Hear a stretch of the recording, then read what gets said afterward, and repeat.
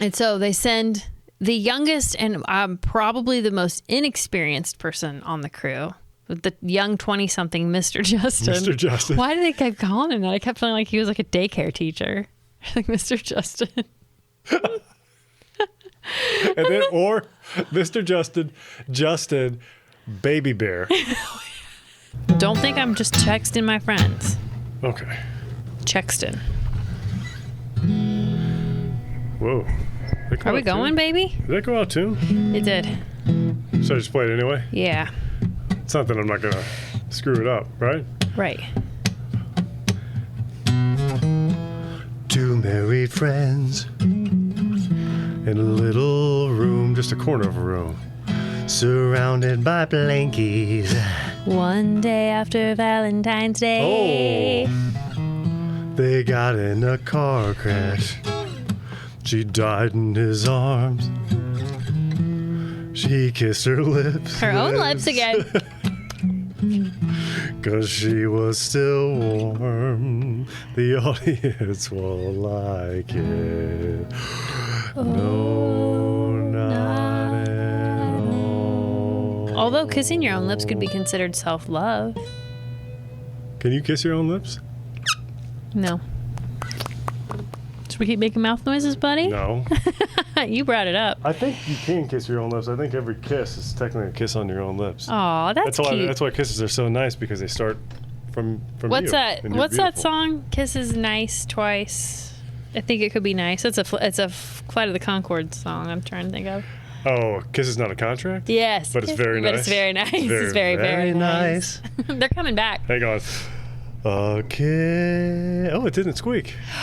I covered it up with a Kiss. with a kiss last time. A little kiss to myself. Good greetings to all who Greetings to have all. joined us today It's on all our good night. podcast of epic proportions, pre-portions.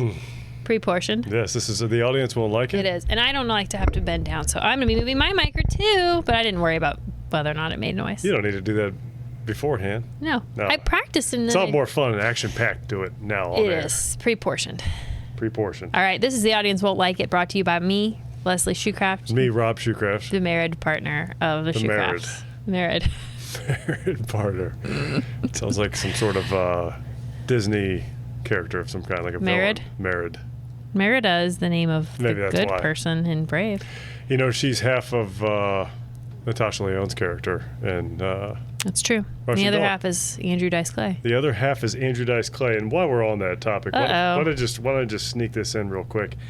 The word we were looking for last time was matryoshka. Oh, yeah. I said Matryoshka. Did you really? Matryoshka, or something like that. Yeah, Matryoshka? I was very close. Oh. But my pronunciation was I mean, I'm not- probably not great. I'm not exactly sure if I said that right. You know what else we forgot to talk about last time? No. Concerning Russian Doll, I really wanted to. I'm just going to throw it in there. Okay. The music was great. Oh, yeah. For real. A roll was. Since we claim to be a music podcast. I was going to say, did Sort we of. want to talk about what our podcast is about? Do you? We usually Is that try important? to. We try to. Yeah, we should. We should try. Do you want to do it this time? Sure. Go ahead. Hey, guys, this is Rob Shoecraft. This is Leslie Shoecraft. We're married. Married. Married. And what this podcast is, or YouTube if you watch it there. Which you should, because there's lots of fun things that happen on my face that you can't see if you're listening. And sometimes we go like this. Yeah, you don't know what we're doing right now. Yeah. You're just a listener. What this is a very loose role-playing experience of two people standing in line, perfect strangers. Balky Baltanimos, shotgun him, That's because right. I can't remember the other guy's name. Yeah. Mark something? No, who cares? Corrections Corner next week. Sure. Uncle Dan, what did you tell Uncle Dan? Dang it. We'll talk about it. Okay. And we're standing in line for a concert, and we're making small talk. And some of these things are big topics, some are little topics. A lot of them have to do with what you're watching, what you're consuming, Yeah. What you- Reading. what you're reading, what Baking. you're watching, baking, Exercising. eating, drinking. Tea and bread are come up here quite a bit. I don't have either of those on the list this week. No? Not technically. And then the concert doors open, and you go in, and guess what you see? Tell them what you see. Well, you might think you're going to see Bill Withers. Is he dead? He's dead. He's dead. He could be in our concert for sure. 2020. Okay, but the trick is that bait and switch is going to be me and Rob doing a cover of "Use Me" by Bill Withers. Still Bill. That's the name of the album that was on. Oh yeah, I forgot I have to talk about some other stuff too. That should go well. No, I remembered. I just didn't write it down frantically before. Because Rob's always like, I'll be ready to record in 4 hours. I have to get all my notes together. And I'm like, notes? My notes are, what are those? So obnoxiously long that I think they almost hurt me. Today? Or every day? Always. I always have all this stuff. It hurts me. They do hurt me. Because I'm like, I got to make sure I say everything that I wrote down. No one cares, though. They don't know what you wrote down. They care. People They're definitely just care. here. They're just here for your delightful personality. I don't think that's why. Why would you be here? Well, to learn some new things about... Well, I wouldn't listen to this. Liner note. Yes, you would. You love long podcasts. I do. I would listen to this because we are talking about all things that I'm interested in. But I may have words. With us. Okay. If I was listening to this. Yeah, I have words with us every week, but I keep getting shut down. Oh, no, you don't. We started recording at 1:45. Oh, that kind of... You mean... Those kinds of words. Snip it. Cut it. Yeah. Cut it out. Not like Dave us. Coulier. Yeah. Little Joey G. He's going to come up sometime soon. Yes. Not today, though. Ever listen to a little Alanis Morissette? Mm-hmm. She really whoops mules behind with a belt. She does. What I mean? What was I going to say? Corrections Corner? Do you want to go there? Sure, I want to. I think I was going to say something else. You know what it was? You were talking about the music from Russian Doll, and I cut you off to introduce the show. Yeah. We would have had to bring it up next week. Oh, real quick, what are you drinking today? Water. So am I, but we have different water. Oh, I have a water out of a bottle. I have water out of a Boro water filter that I heated up in the microwave. In a mason jar. I think it cancels the health. No, it doesn't. Shh. Microwave cancels out the carbon. I mean, I heated it in a kettle. You sat on it for like 8 hours. I heated it in a kettle on the stove. It's a perfect 98.6. Okay, so what is that? That's our child. I'm going to text him right now and remind him that we're recording. We didn't make a public announcement to the family. Hey, let him know that he's on the podcast singing. That will get him to never say another word for the rest of his life. So that's true. We should get him on the podcast playing. Tell him that we heard him playing the sax. Upstairs. He said, "Oh, my bad." He's sorry, guys. What a nice boy. All right, Corrections Corner. Yeah, I just wanted to mention "Gotta Get Up" by Harry Nilsson. Okay. Was the song that was played over and over and at over the beginning of the her bathroom scene. Great choice though, for a repetitive song. Yeah. Like I didn't exactly get sick of it. No. She did at the end. But yeah, everyone. I got sick of it on her behalf. You know what the name of that album was? What? Nilsson Schmilsson. How do you spell that? Nilsson Schmilsson. SHMILSSON, I think. Okay. Was the Schmilsson part. It had a great Badfinger tune on it. Sad story there. We'll talk about it some other time. I think that was on that album anyway. And then also Shine On You Crazy Diamond. What was the song? Which Pink Floyd. The last episode, she's walking down the street, and they pretty much play like all of Gilmore's solo. That song's like 15 minutes long. They played the whole thing. I don't know if it's 15, but it's on. I think it's on "Wish You Were Here." Did you know that song before you? I'd heard it, yes, but I wouldn't have never known. Or as I said, who is this? Hey, you know who does a great cover of that song? Who? Bill Withers? No, that'd be cool. Wow, what would that sound like? I don't know, but who? Smokestack Lightning. Oh, yeah. I was sitting next with Uncle Dan's band. For those of for the 25 subscribers, thank you very much. You know who you are. We have 25 subscribers. We just jumped up, 6 in the last? Is it 4 or 6? I think we're to 6. Do you want me to look? Because I had it pulled up here. It doesn't matter. It does matter. I appreciate it. They want to know, and I have it pulled. I had it just right up. I do want to know. Okay, so I was sitting. This was years ago, and they started playing "Shine On You Crazy Diamond," which is really a very, very, very understated start. Like if I remember right, it's just keys for a little while, just a note every 14 seconds. 25 subscribers. 25. Nice. And this dude next to me, like within 2 seconds, kind of like half drunk, good old boy, was like, "Oh man," because he was just all about. He was loving every song they were doing. He was just like, "Oh, is this Floyd? The dude was shining out crazy. Are you kidding me? Are you kidding Where was this at? This is at Thirsty Ear. Oh, in yeah. Grandview. Yeah. Do we know who that person is? No, I didn't know this guy. That guy was having the best night of his life. He was having a good time. Uncle That's Dan good. was Good for making him. his day like he's made mine many times. Yep. Yep. And all of yours, too, at this all of point, if yours, you're too. still with us. If you've been with us from the beginning. So let's open up with Corrections Corner. We already got 2 out of the way. All right. Corrections Corner is the time where we discuss things we got wrong on the last episode.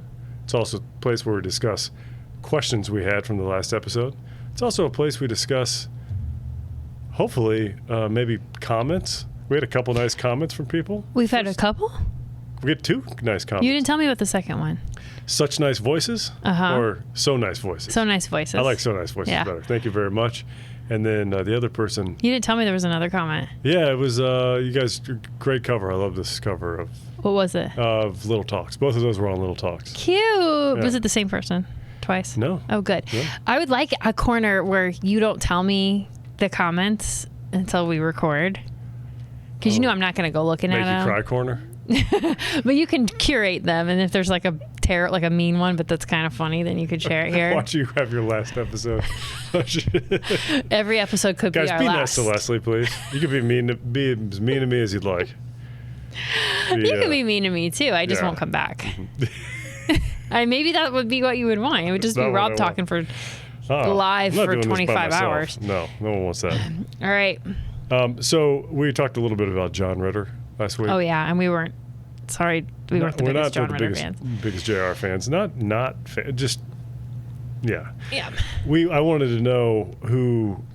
I like the term. I'm stealing it from the Rewatchables podcast. But they always talk about who market corrected actors. Like, why isn't this guy bigger? Well, it's because so and so was.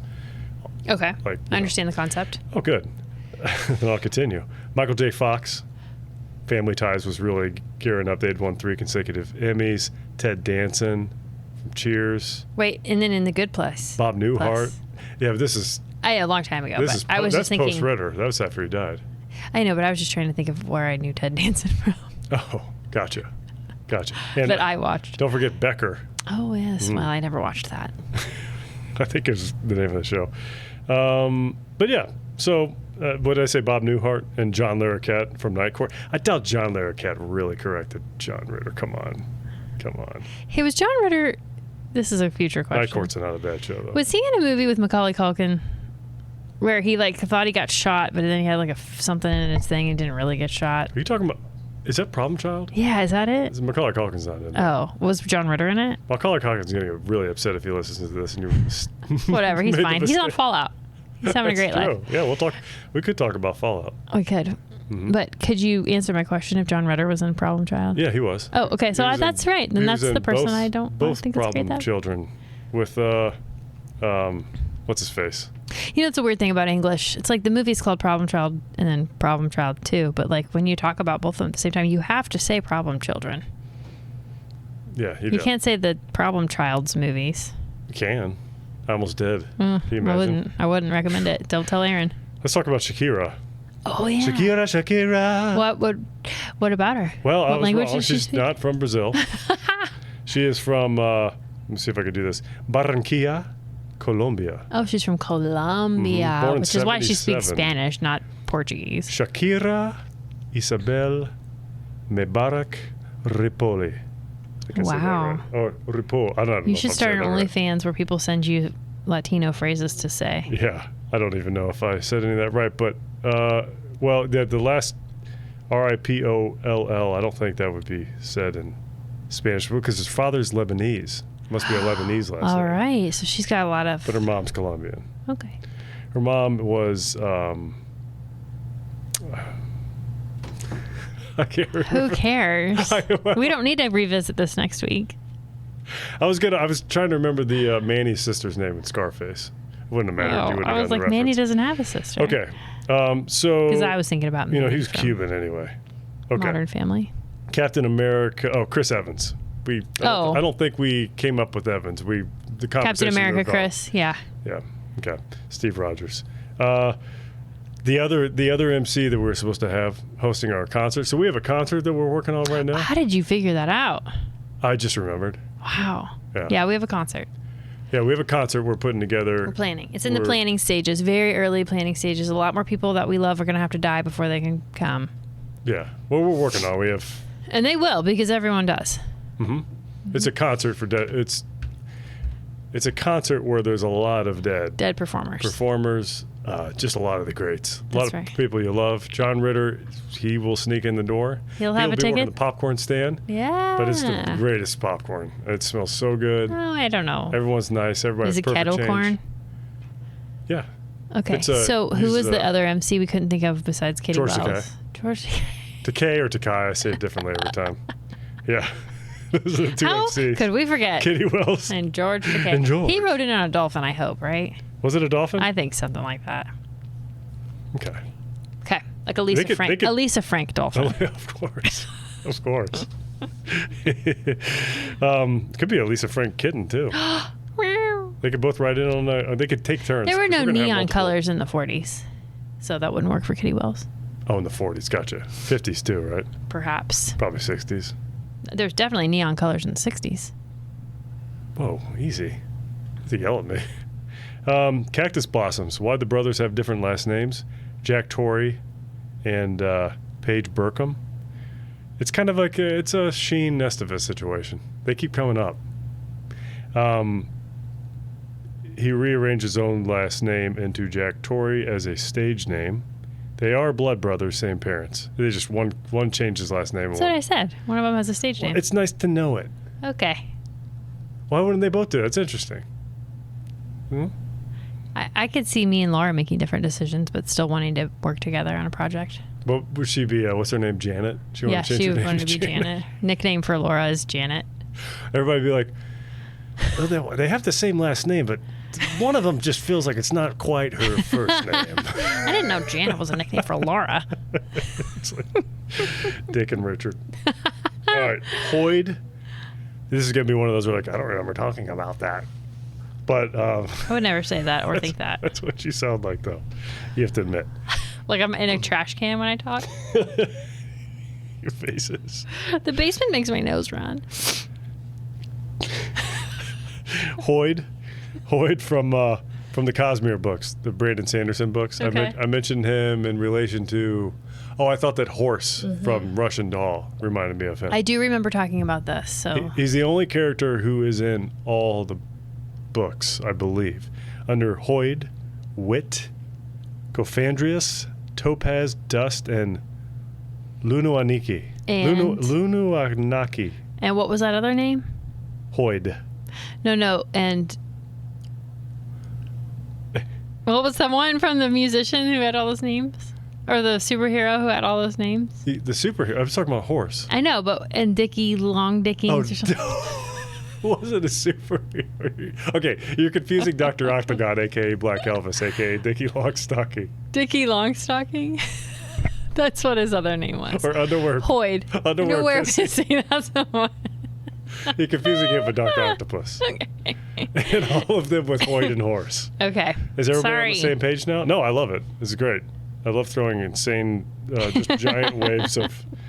But they're in Elantris Missed by... It doesn't matter. There are a bunch of Sanderson books. I've read half of them. Okay. Pretty good. Don't like them all, though. Okay. Anyway. Okay, we talked about Russian Doll. Got to Get Up and Shine on You Crazy Diamond. The incidental music was also really nice. Are you still correcting? Yeah, I'm still going. I'm going through my notes here. Okay. Other Jim Butcher books other than Dresden Files. What are they? Codex Alera. Nope. There's 6 of those. It's Never a Roman-inspired fantasy with elemental furies. Nope. Cinder Spires. It's a steampunk book.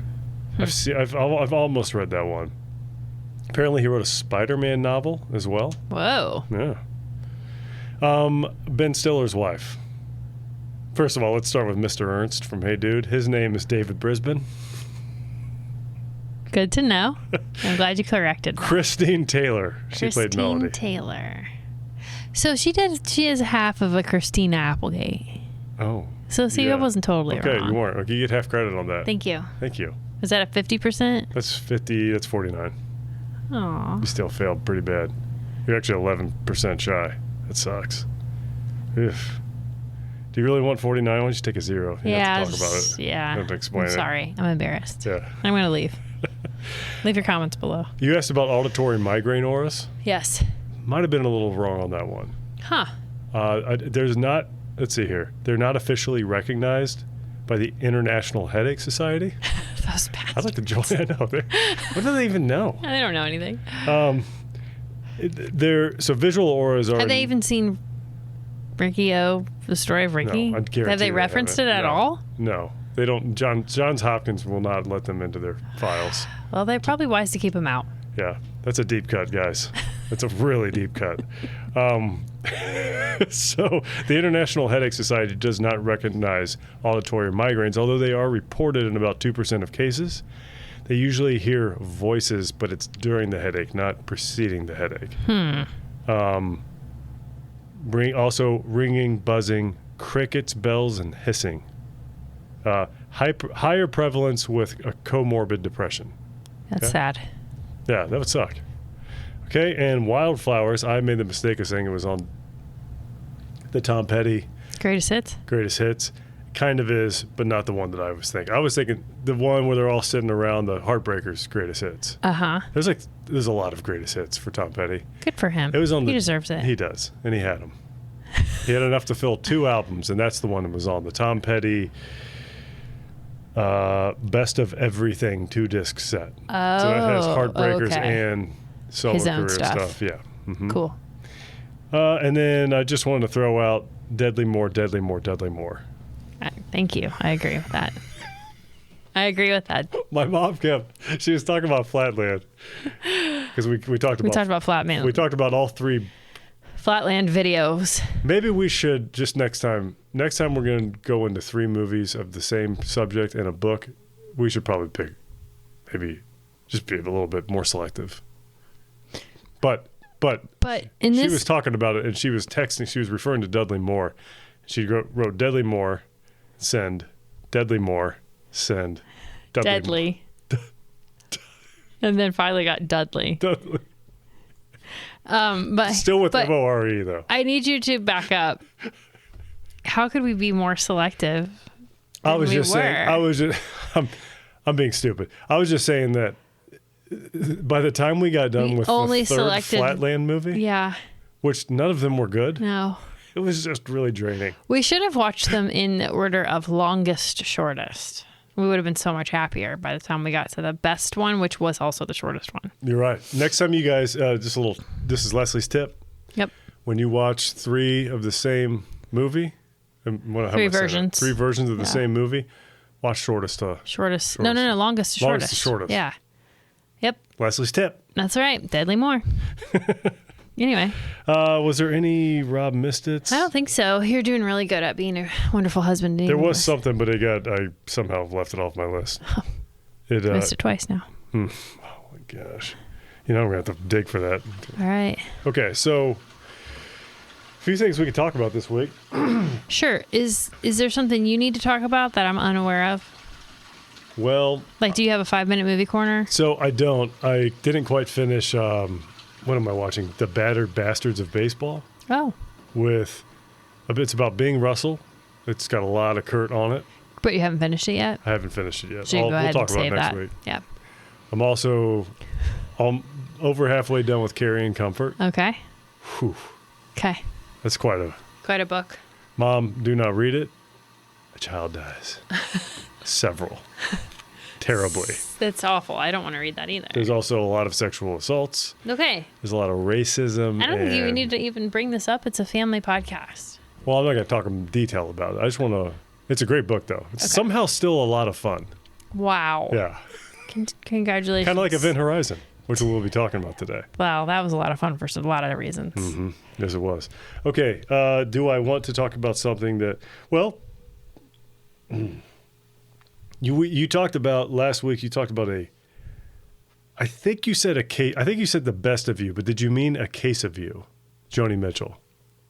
No, it was a song, and the name of a song, and I think it was called "Best for You." Best for You. Crap. Well, I listened to it.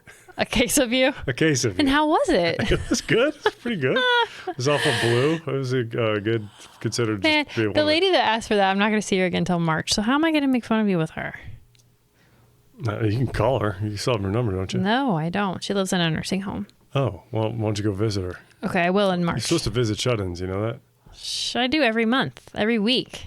Then why are you asking me for help I when you don't know know. when you know? Anyway, what it was to do? best for you. It was like a wedding song, and the content was like wishing the best for you Well, I'll be listening to that this week. This week. So Okay. next week I will talk about best for you. I should ask you though. You should listen to A Case of You. I will. You should. It's about Graham Nash, and I think she wrote it about Graham Nash when she was in a relationship with James Taylor. Is And that Chris Christopherson Crosby, said- Stills, Nash, and Young? Yeah. Oh, look at me. I know stuff. Look at you. Look at you go. We got Spirit, Earth, Wind, and Fire. We're going to talk about the Fallout show, possibly. Was there something else? What do you want to talk about first? Let's talk about Spirit.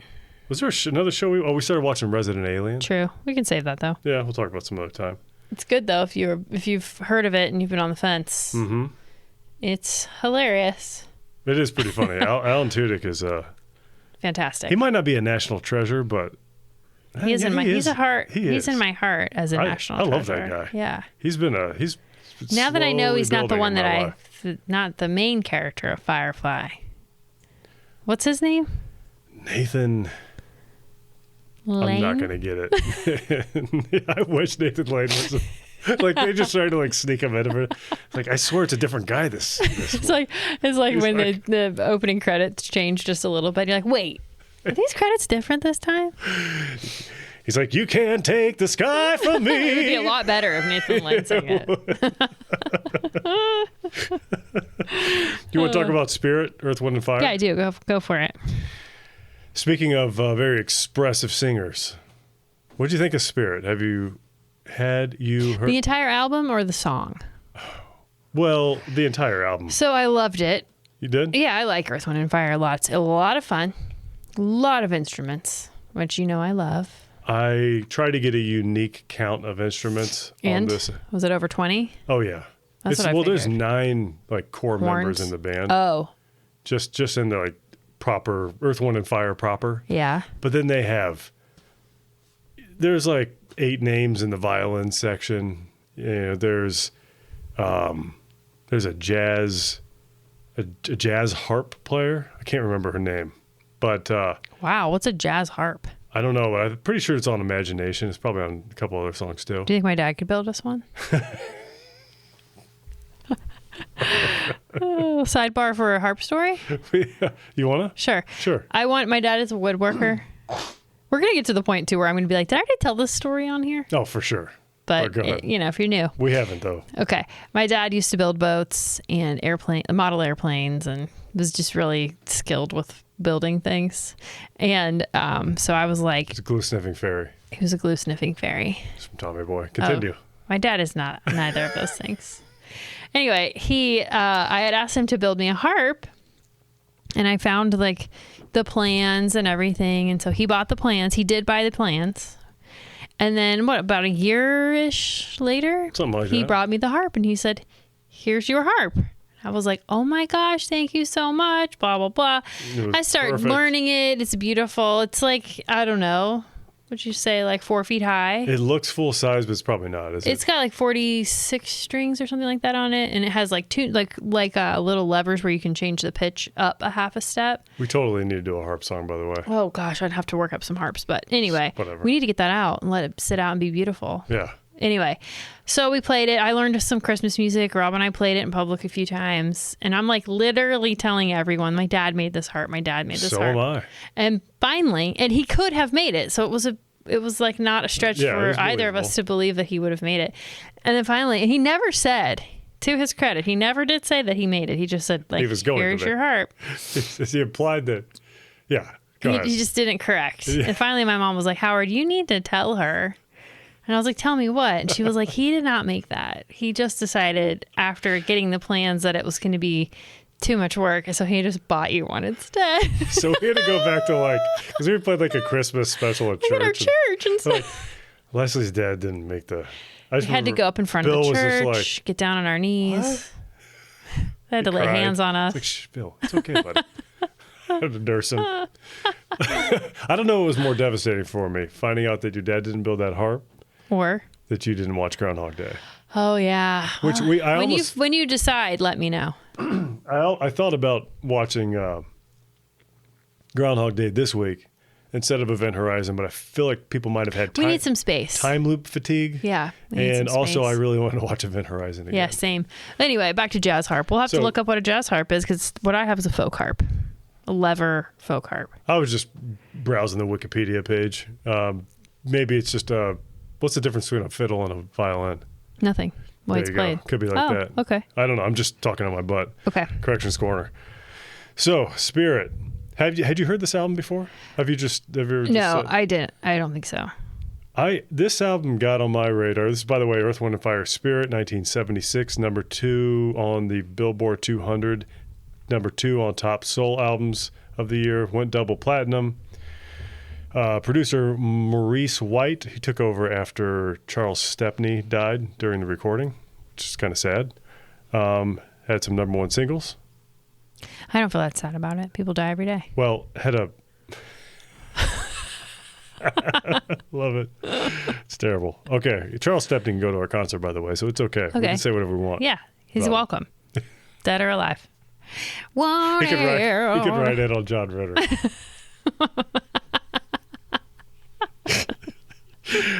That's terrible. Just so you know, I've already been talking for 30 minutes, which only leaves us an hour left. Okay. Well, we've already moved on we're actually talking about subjects now. Totally. It's not just corrections. True. Anyway, well, okay. Somewhere. Can you tell me our wires got crossed? Can you tell me though, and don't laugh at me, people in the audience. Don't comment like you're so dumb. I guess you can. I'll never know because I'm not going to read them. Well, you'll know because they'll. Oh, right. I'll bring them up on the. You'll bring it up as one of your curated comments. Comments corner. You're so dumb. You're so curated comments corner. I curated the crap out of this. What shape is this even becoming? All right, what's your dumb, stupid comment? Are they considered disco? Dude, they're everything on this album. But I mean, generally like funk. Like, what are they? Yeah, they're funk, jazz, disco, a little bit of rock, a little bit of gospel. I mean, they're kind of like truly. This is not just this album. I just mean the whole band in general. Like their genre. What genre? Soul. I don't know. Funk. So I mean, they are very much square. Like if you go on, I love my lists. If you go on any greatest funk bands of all time list, you're not going to find one that doesn't have Earth, Wind & Fire in the top 5. Okay. Like so, but it's not really funk first and foremost. I mean, they're jazzier than a lot of the jazz I listen to. Yeah, they're great. Really, I mean, so I gotta say, incredibly complicated, layered album. Especially, I felt like the second half, or maybe the final third couple of songs, to me, I got a little lost. It got a little lost in the weeds. It started sounding like, let's just keep this on and we'll just play forever. And you know how I feel about that. So I know, I do. I do know how you feel about that. Well, so I didn't care as much for the second lower half of the tracks, but I love like the first 7. So I'm guessing after Discovery, I believe is the name of the song. Well, there's a song on there that's like 25 seconds long. Oh. And it is kind of like, I think it's midway. And after that is a little bit of a different sound. I don't really know. I mean, I didn't sit there and, I don't even know how to listen for that sort of thing anyway. But it does kind of mark like a change in the album a little bit. Well, I didn't care for the change. Apparently it was an artistic choice. I really liked it very much, but I'm with you. I mean, so Getaway is the whole reason I listened to this album in the first place. It's like pure pop happiness. It is just a freaking killer song. Yeah. I mean, the bass line on it is insane. There's just a lot of great. All sorts of I mean, it's sort of like if a pop group was an orchestra. Like, I feel like so much simultaneous movement going on. Before I even heard Earth, Wind & Fire do it, I think the first band I ever heard do this song was a cover, and it was the Salsoul Orchestra. Salsoul So it would Orchestra. be a fun song to play. It's an instrumental, of course. Of course. It's a great cover of it.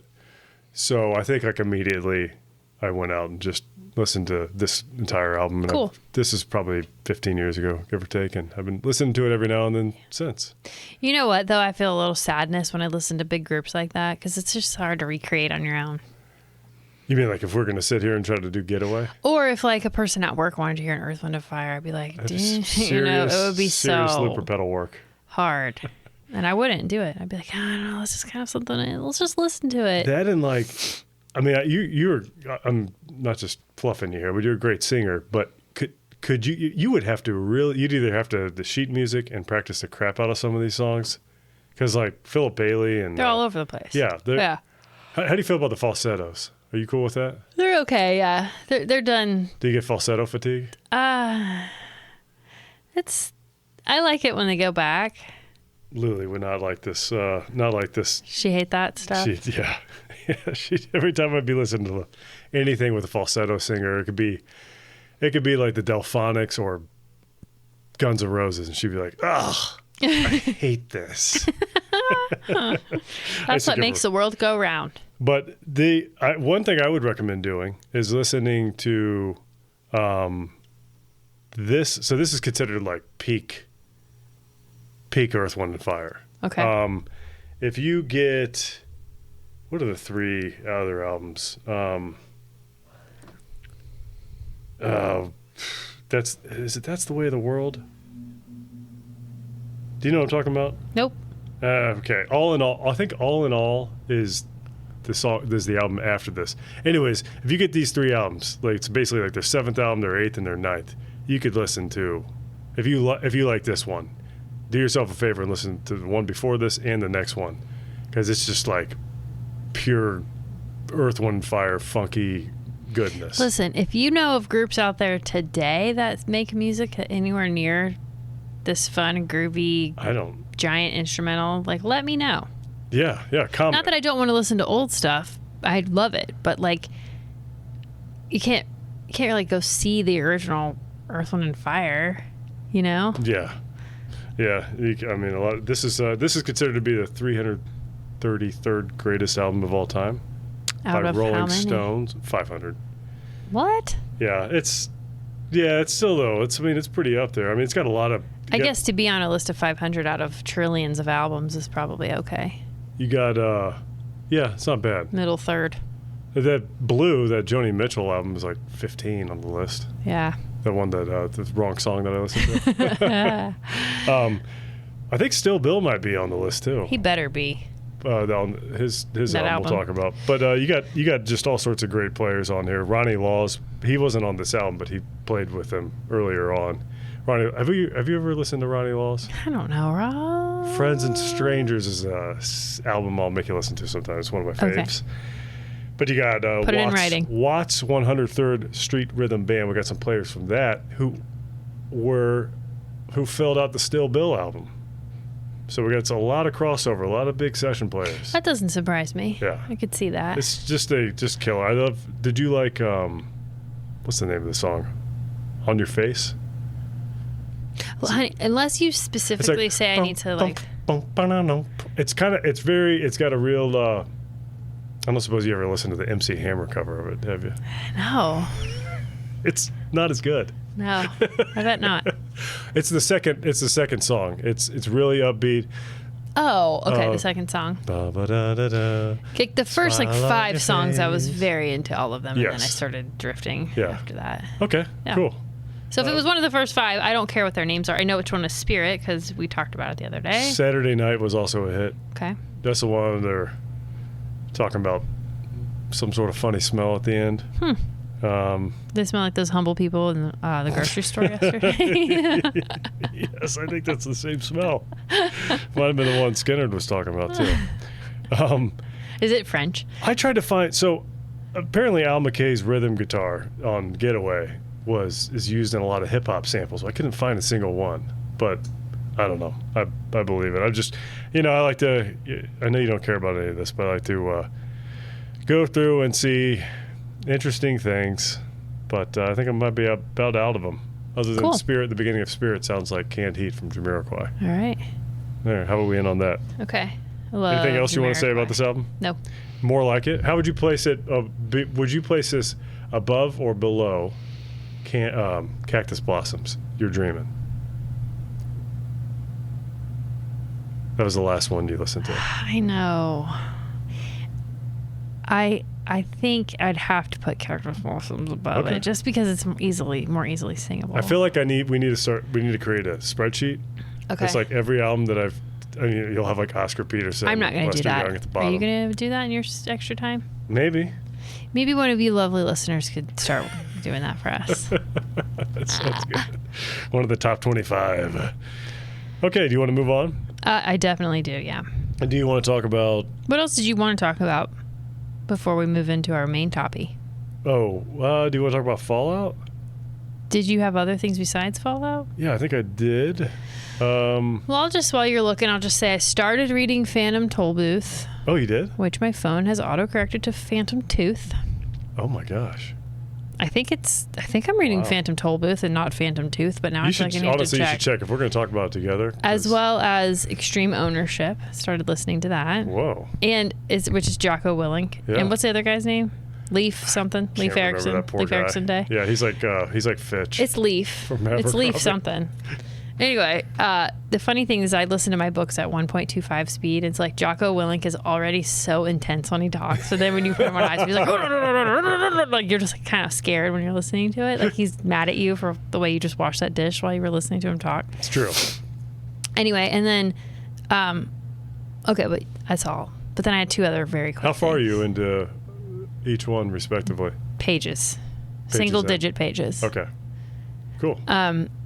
And then I also we talked about it last week, but I just really want to give another shout out to Yin Yoga. And I really like yoga with Adrienne on YouTube, but I've discovered yoga with Cassandra with a K. She has a lot more From yin. Wayne's World? It's her. She has a lot more yin specific videos. And then the final thing that I will say is if you haven't done any cottage cheese making, I would highly recommend Why don't you it. give us an example? Well, of course, the cheese? cottage cheese bagels have been viral for a while. Literally just made a batch not of know those that. before we came But down I have here. had them. I You thought you had them. invented them. No, I did not. I can't invent things. I just make things that already exist more refined. What about the cottage cheese ranch? No, my friend Bridget is the one that told me about that. Well, that's a not nice- baking, but like, that's if you're trying to great. get a lot of good protein. And Take you like, cottage cheese and a ranch packet and get make some ranch like dip. naked with a wings hand blender. and Oh yeah, that would be good. Cottage cheese ranch. It sounds. Yeah. I don't like cottage cheese. No, to I be don't honest either. with you. But I can eat it like that. I'll eat some cottage. It's really earthy. It's It is. good. And then yesterday I also made blueberry muffins with cottage cheese. Those were good. And they were really good. So don't be a hater on the cottage cheese baking. No one is saying anything. Okay, anyway. What else did you have to say? Anything else? You want to talk about Fallout real quick? Real quick. Yeah, there was something else. I thought maybe there was. Oh, I know what it was. It was a Rob Mista thing. You said something about Oh. James Adkins. You said he needs to be one of our subscribers. You called him out. Okay. I didn't notice that. I thought it was a great idea. I think maybe I'll reach out to him. Okay. We'll see. Who is that? Oh, he's the drummer from Bob James, who just kind of fell off the map, and I don't know what happened. Yeah, I follow him on Instagram. The greatest drummer of all time. I follow him on Instagram. Oh, do you? Yeah. But yeah, The one that you we told me saw, that you and I saw. Yes. Yeah, yep. Yes. Not John Mahon, No. Elton John's Loser drummer. fly by night, freaking dime a dozen drummer. Dime a dozen Elton John drummers. Well, that guy was a Poor stud. guy. All right. He was great. Fallout. Yeah, let's. We're obviously not going to go do a breakdown of all, 15 episodes? No, there was like 9. No, but season 1 and 2. Oh. We've never talked about the first season. Okay, well, we're caught up on season 1 and 2 of Fallout. This is just kind of like a State of the Union address. Yeah, like, I don't play the Fallout video game, and I absolutely love every The second. Fallout video game. Yeah, exactly. See? That's how you can tell that I don't play it. What's like the children version of games? Also known as plural. Children. It's just games, right? Shut up. It's English. Anyway, and I was just going to say that you don't have to have played the game the one and singular game of Fallout before you would love this show, because it's so amazing. In this world we live in where everybody loves a dystopian future story, you would love it. It's a great dystopian future story. It's so great. Well, in my opinion, so there's people who want to get so mad about the inaccuracies and whatnot. Number one, how could it be that interactive? It's not like, dude, I did not read all of the Harry Potters, but they do a closer job, in my opinion. Wouldn't you say that? So the Harry Potter movies do the books pretty well, right? Sure. I would say it's. I think they get worse, if not better. I'm trying to think of like a top tier adherence big book movie adaptation. Mm-hmm. Yeah, like Howl's Moving Castle. We know that's not one. Right? great. Both. The movie was fantastic. Not what I'm saying. It's just not like the book. Accurate. Yeah. I'm trying to think of books. Was Lord of the Rings pretty close to the books? I've actually not read Lord of the Rings. I haven't either. I don't know what's wrong with us. Claim to be nerds. We're sort of like borderline nerds. It's to the point that Todd Howard, and say what you will about Todd Howard. Do you know who that is? He's the Bethesda CEO. The game guy? Well, in a way, you could call him that, yeah. But Bethesda is the game company, right? Yes. Okay. He's the game guy. You know, Todd Howard, the game guy. He comes in. He invented Fallout, the game. He dresses like that dude from Grandma's Boy. Like, I have a band. Okay, but he said that they're making Fallout from the series. They're going to weave that into the canon of the game, because it's the it takes kind of like Pirates of the Caribbean ride at Disney becoming a movie. Yeah. I think it takes place. Like at least 10 years after the latest game. Okay. Chronologically. Sure. Anyways, I love it. I love all the Easter eggs. They definitely went to painstaking trouble to pay the fan service. I bet there's 10 times things that you didn't even notice that are in there. I've heard people say, "Oh, totally. I'd entertain a rewatch for sure," but I've heard people say like it's too silly. Like the games weren't like that. The games were like that. The first two Fallouts especially were zany. Like they were super silly. They had like just obscure Monty Python references like in the middle of nowhere. Like tons of. All that being said, I will very much. I don't care what way the dinosaur is facing. Like they definitely did a good job. As a Fallout fan, I was very happy, especially after having come off of Halo, which was a travesty. Pretty bad, yeah. Travesty. I'm very blessed to live in a world where the Halo adaptation is a travesty. But hashtag.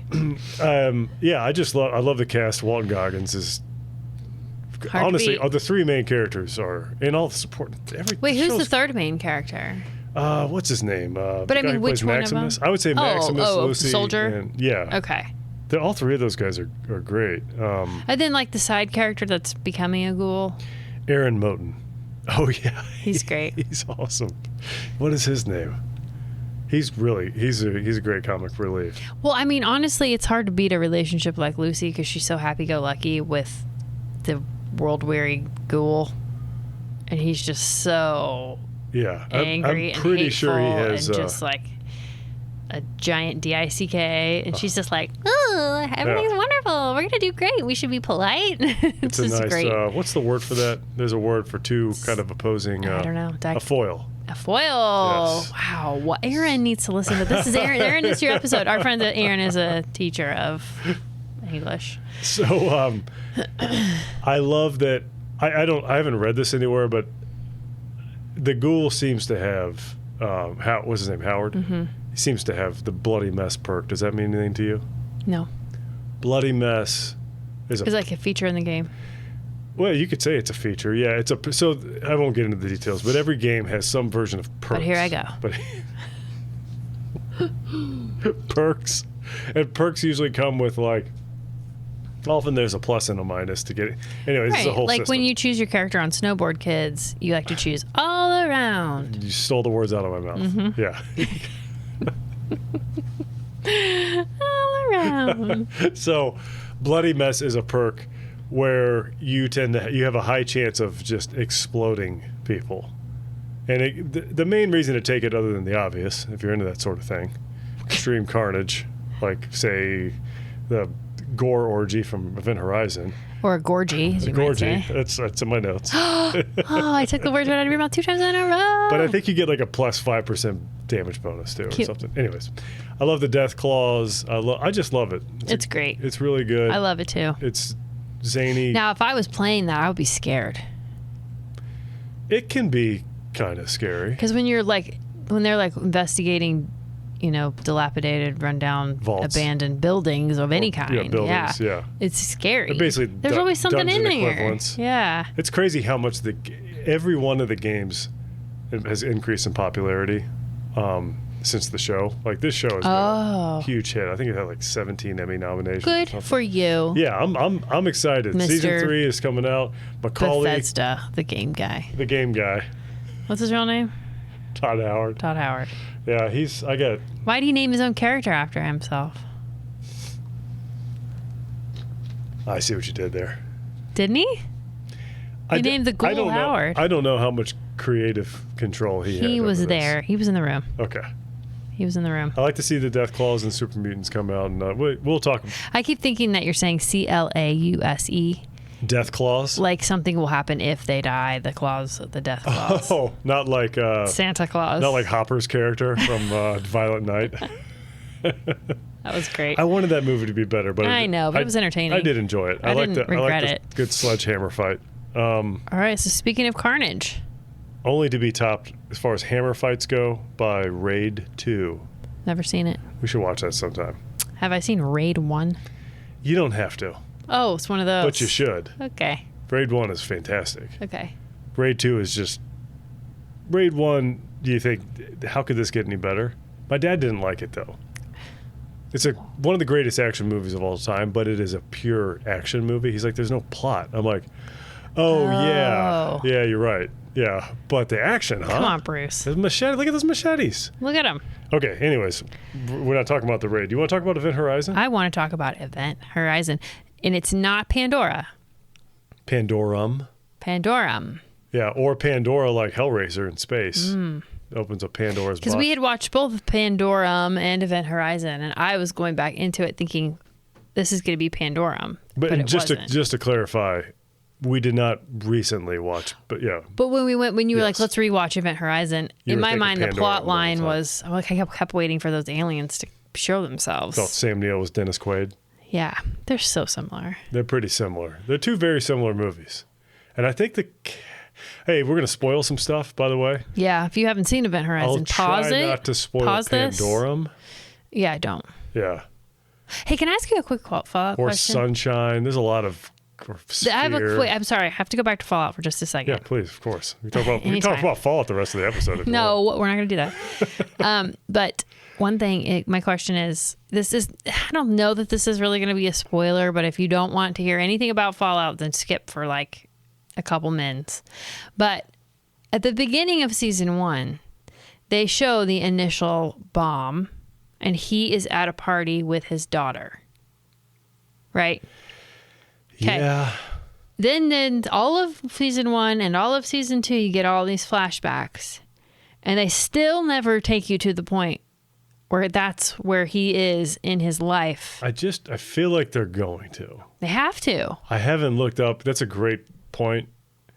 It's got to be intentional. They wouldn't just drop the ball like that and be like, oh, yeah, I forgot about that.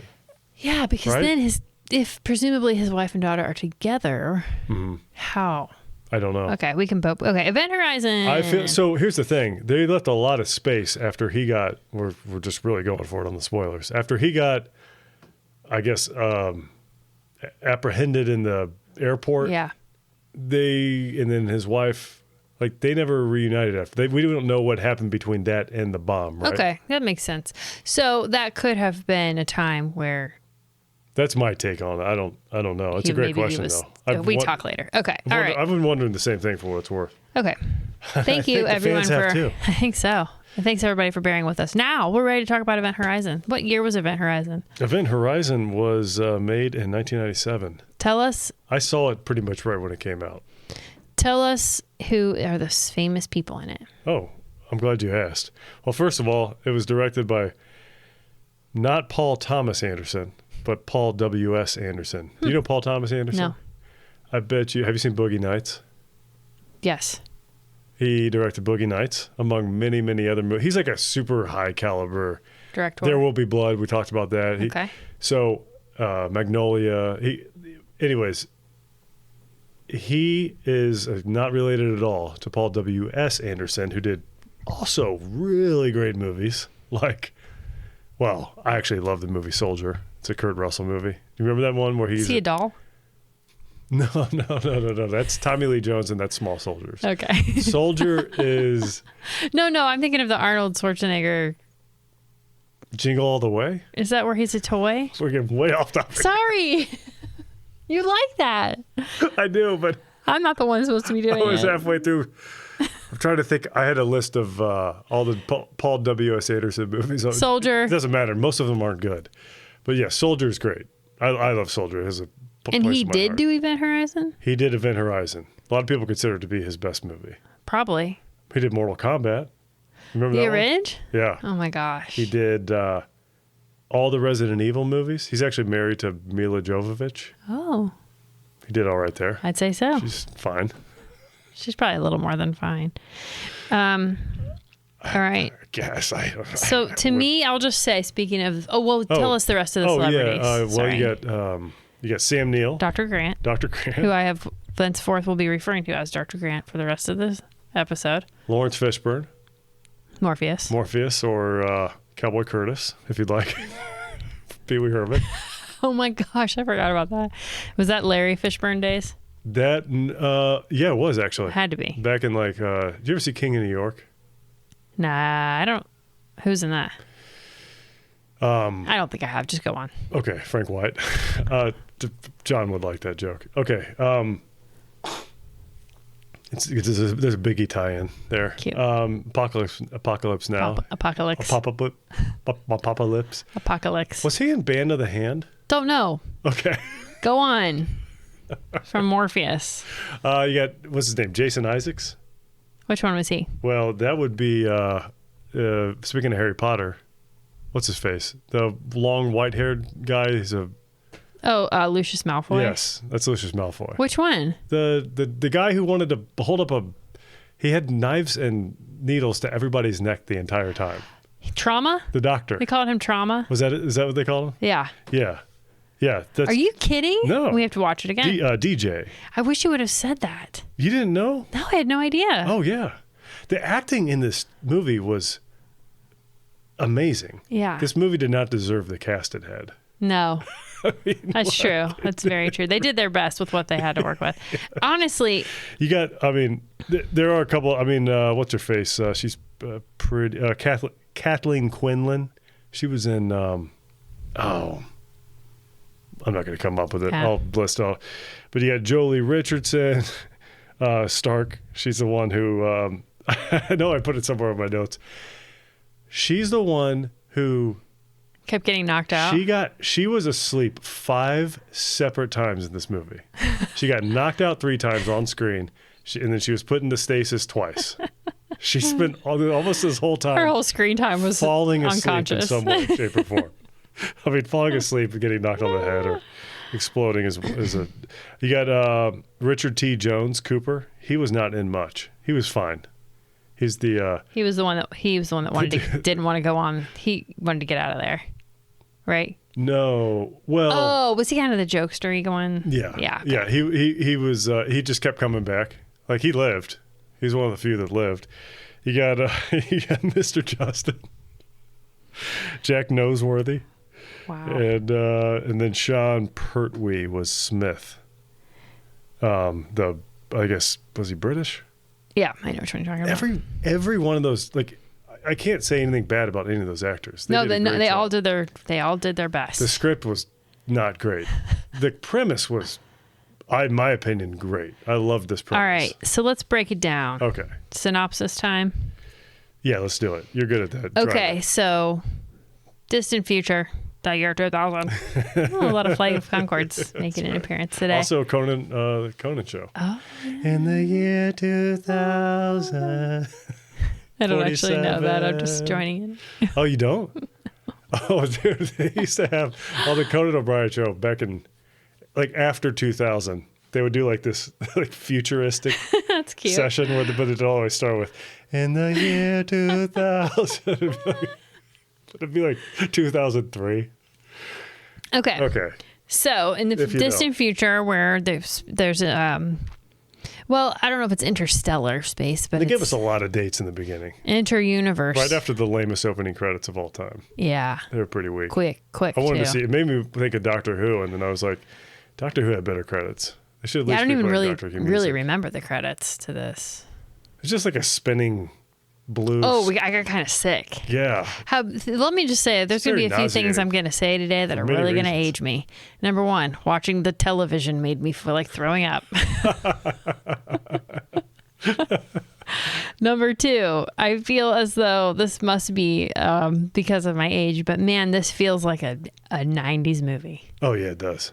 Like Independence Day, Jurassic Park, Sphere, all those types of movies that came out, like this big summer blockbuster-y feeling kind of movies. I was getting a lot of Sphere from this. A lot of Sphere. I wrote especially it with down. all the globby. Well, I got a lot of Sphere when they went to the heart of the ship. I was like, oh, is this Sphere? Totally. Yeah. Okay. Anyway, so this crew of astronauts, space astronauts. Smokers? Yeah, they're all smoking on it. Can you smoke in space? 2047, it's back. I guess you can do whatever you want. You can smoke it. You guys, that's only 21 years from now. If you would like, it's back. People are smoking, and I didn't even think about that. They're vaping. It'll be, if they redo this movie, they'll just be vaping. Seriously. But also, like, I feel like you shouldn't. I feel like there's got to be like Zen cans everywhere. floating. And like people spit, they're just globs of Zen spit. You don't have to spit Zens. Anyway, so these astronauts are on this top secret mission, and they are put under, so they're sleeping in water baths, which seems really weird. Because what if something goes wrong with their tubing and now they're just going to breathe in this water and drown? We don't know how they're going to do it in 21 years. I'm not really sure. I'm sure Jason Isaacs knew. I'm sure he put him in some sort of little spell. He really did. He's like, what's her face? Stark, the sleepy, the sleepy dwarf. Sleeping. Well, there's 7 of them? Except for as many times as she got knocked out or fell asleep, he stuck something up to somebody's neck. Yeah. He always had something up to somebody's neck. Anyway, these people they wake up out of their stasis and they all drain out of their little tubes. They're naked, but they got to get right to work. They got to get right to work, put their clothes on and report. And get some, Dr. Grant shows up. What's the coffee quote? I'm not, we can't say that on here. Do you think they ended up hooking up? I bet they definitely did. They had to have. They would have been alone for a long time after that. Okay. Cool. Anyway, they wake up. They get briefed by Dr. Grant from Jurassic Park. Yes. And I wrote, it's good to see he's still working. Good to see Dr. Grant. Well, we watched Hunt for the Wilder People. You remember that movie? It's New Zealand. Oh, gosh, yeah. The movie was great. You didn't like it? Yeah, I liked it, but was it the one where they thought he was, like, abusing those kids? Yeah. Okay, that's the one. Yeah, that was a great movie. Was he in that? Yeah. Okay. Was that between Jurassic Park and no, Event Horizon? That was probably less than 10 years ago. Okay, well, that's what I'm saying. I was just saying I was glad to see that Dr. Grant was still working. In 1997? Yes. Okay. So, he's moved from dinosaurs to space. So, he tells them that they're on a super secret mission because one of the a ship from one of the fleets went missing, and they actually had, and it like was silent for several years, and then they got a signal coming from it, so now they're going to go try to get it, find it, and see what happened to it or whatever. First ship to do faster than light travel. Yeah. And it was outside of Neptune's, between Neptune, I guess, and the non-planet of Pluto. Yes. I'm starting to get the Resident Alien episode we watched last night confused with it. When he was talking about Uranus, he's like, that's actually a transit station. It's on the moon. Yeah. Anyways. So then they're all mad because they don't want to do it because something bad obviously happened to I love how they all get up from the table. And he's like, sit back down. I wrote down, Fishburne. I wrote down where Where were they going to? Were they just be like, now we're just going to turn the ship around? Yeah. We're going home. Or slam their bedroom shuttle door. It's like, like you can't slam any doors on a ship. Oh, They're just going to smoke more. Yeah, there's just a lot of smoking to do. So he reveals to them, in one of my favorite things from any movie is whenever someone in the movie is explaining physics and quantum whatever, like English. Yeah, science and math, and they're just like, and he's saying, and I'm sure what he's saying probably makes sense. I mean, I recognize the words from. But yeah, so basically, he's the one that invented the Event lectures. Horizon's drive, ability to travel like that, and so he basically reveals to them that he found a way to create a fake black hole, an artificial black hole. So then they're extra mad because they don't want to go near a black hole. But then they end up coming across the ship, which is called the Event Horizon. By the way, can I just back up a little bit? Yeah, please do. I think before this, it was revealed that they played some of the recording from the log, and it was where the Latin came in. And they're like, we could hear the voices, but we're not sure what it said. And Jason Isaacs is like, oh, it's Latin. Yeah. One of these 7 random people knows Latin. Yeah, but was he a doctor? Yeah, but you have like the greatest top secret government minds in the world working on this project. Jason Isaacs recognizes it. If I knew Latin, I would have recognized it too. It was like, how did you guys not know that this was Latin when you came? Like, did you just find this and you just kept this for yourself, Dr. Grant? You know? So they discover the ship. I do love this movie. It's the third time I've watched it. Really? Oh yeah. They find the ship, so they decide, of course they do, to board the ship. Mm-hmm. And they get on there and they discover some carnage. Some carnage. And then Laurence Fishburne is like, this ship is a tomb. They only and then a hand like floats in his face. Very on the nose. Little silly jump scares like that.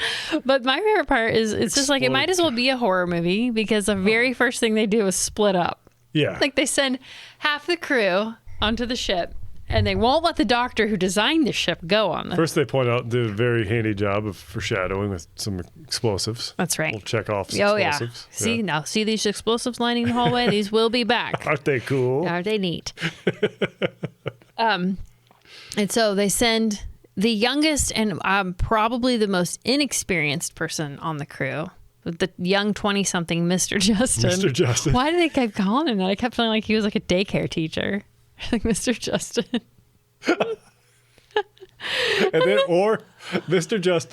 Justin, Baby Bear, where Mama Bear was Kathleen Quinlan's character. We kept calling him, where she's yelling, we're jumping ahead, but he's in an airlock. She's yelling, Justin. Leslie's like, why isn't she yelling Mr. Justin? Mr. Justin. Well, there was other times where Morpheus was, hey, mister. Because I wrote down like he had a gratuitous use of the word mister. But he was also like their commander. Like their ranking officer of all the... Mr. Justin sort of looks like Mr. Peepers. Yeah, he was like baby. And so anyway, they send him into the most important part of the ship. The core. The core, the heart of the ship. That would give me, that was the sphere vibes. Dustin Hoffman was there waiting for him. He was, and he was like, here, put this underwater suit on. And then they put, then he got sucked in.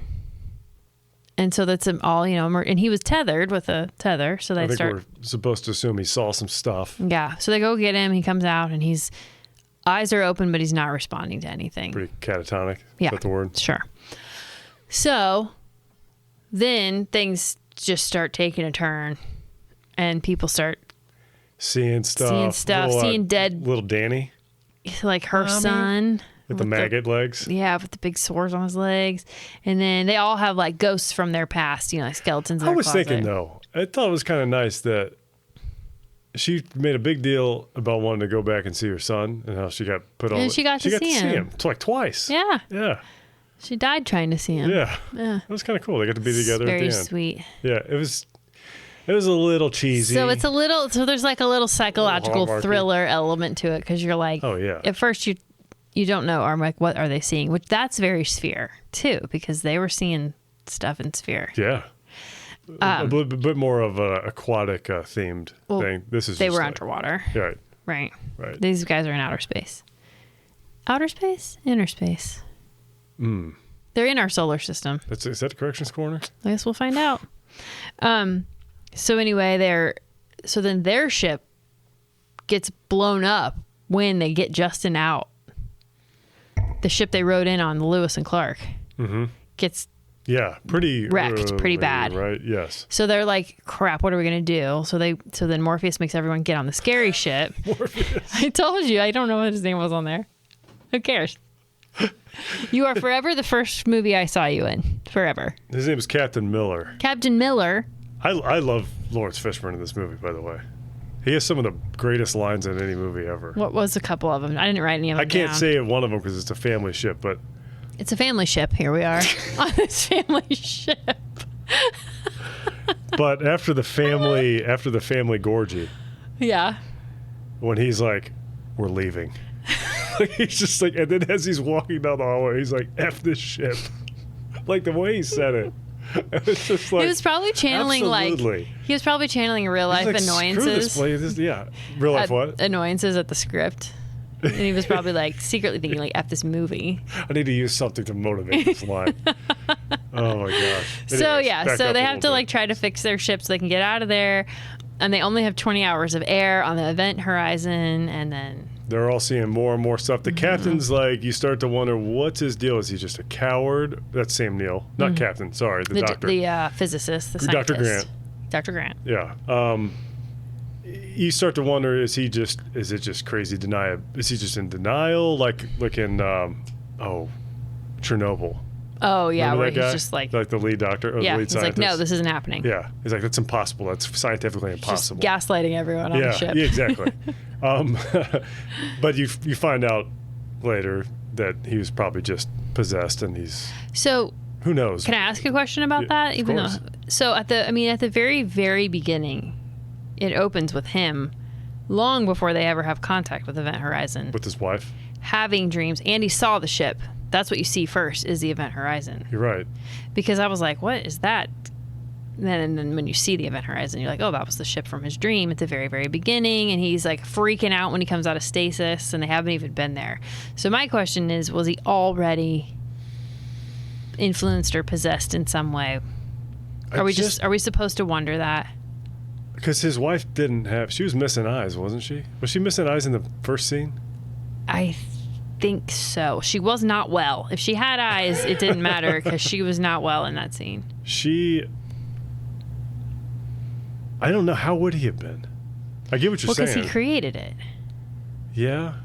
Like So I don't know. Testing or I something? think we're just supposed to maybe? speculate. Okay. So yeah, and like the heart of the ship has these 3 spinning rings, and whenever they all 3 line up together, then that's when bad stuff happens. That's when the portal's opened. The portal opens to this chaos a little Stargate-y dimension. too. Yes. It's a Stargate, another Stargate, 90s movie, Hellraiser, right? Sphere. It's all 3 of those. Just kind of. Yeah. But isn't it also, that's a 90s movie too, Oh yeah, right? yeah. Kurt Russell. Oh, Stargate was my dad. I bet that was my dad's favorite movie. Stargate, yeah. I saw never mind, it doesn't matter. Okay. I love Stargate. Did you see it at my house?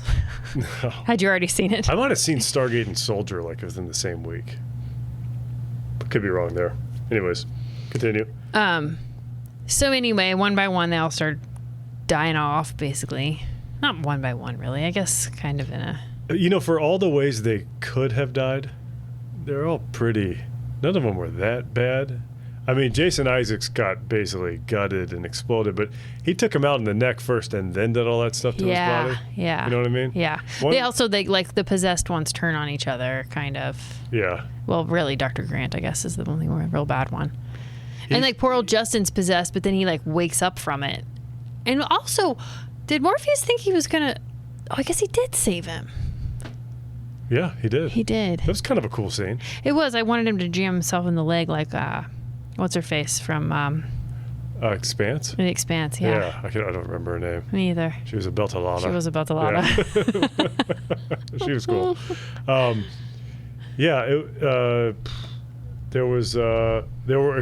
My favorite space trope is from Star Trek. They had in this the exploding battle stations. It's like whenever they're in a fight in Star Trek, like the first thing to explode is the computer they're standing at. Oh, right. Yeah. Yes. It's like, why is that? Why is that going on? Somebody really needs to, their network guy really needs to step in. Could turn that switch off. It's they have that in this though, and the battle stations themselves look. What do we say they look like? Mrs. Pac-Man pedestal. Yeah, they look like those the Pizza Hut tables. Yeah. So the Pac-Man, Mrs. Pac-Man, right? Yeah. And then the air hockey tables look like the medical bay. They were the medical bay. They look like air hockey look tables. Like the ones that like you go to like an arcade and play, so that they have like protective glass. The really nice ones. The plexiglass over with them. the black light. Yes. Yeah. Those are sick. Yeah, they are. How come the one we have doesn't look like that? I don't know, because I don't think we paid $2,000 for it. Oh, you bet you can get one of those for $2,000? I don't know how much they are. That's a good question. Corrections Corner. How much does a really nice air hockey? And my very favorite thing is that even though it was a really small cast, so everyone had essentially a bigger-ish part, the two that you would have thought were going to get off at the beginning, like Expendables, were the two that lived. Yeah. And I was like, I know. That doesn't make any sense. Well, 3, really. Oh, that's true. Justin. Mr. Justin. He made it, too. He was Although, dead. man, what kind of life is he living? No eyes. No eyes, puking... blood. Puking blood.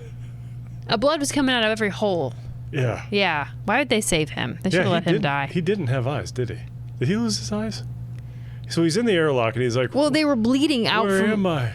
Remember, he had his hands over his eyes, and blood was just like floating all around him. Remember when he was in the airlock, and they were, for some reason... Mama Bear. Well, for some reason, I wrote, looks like we found him just in time. Did you write that? Did you say that? Yeah. Sidebar story. One time, one of our children... Was it Caroline that found Lopan? Yeah. Our dog, Lopan, David Lopan. Comment if you know who that is. Neat. He had snuck up to our infant child's room and was eating a poopy diaper, like already consuming the poop from the diaper. And our daughter, who was like 4, came down and she was like, looks like we found him just in time.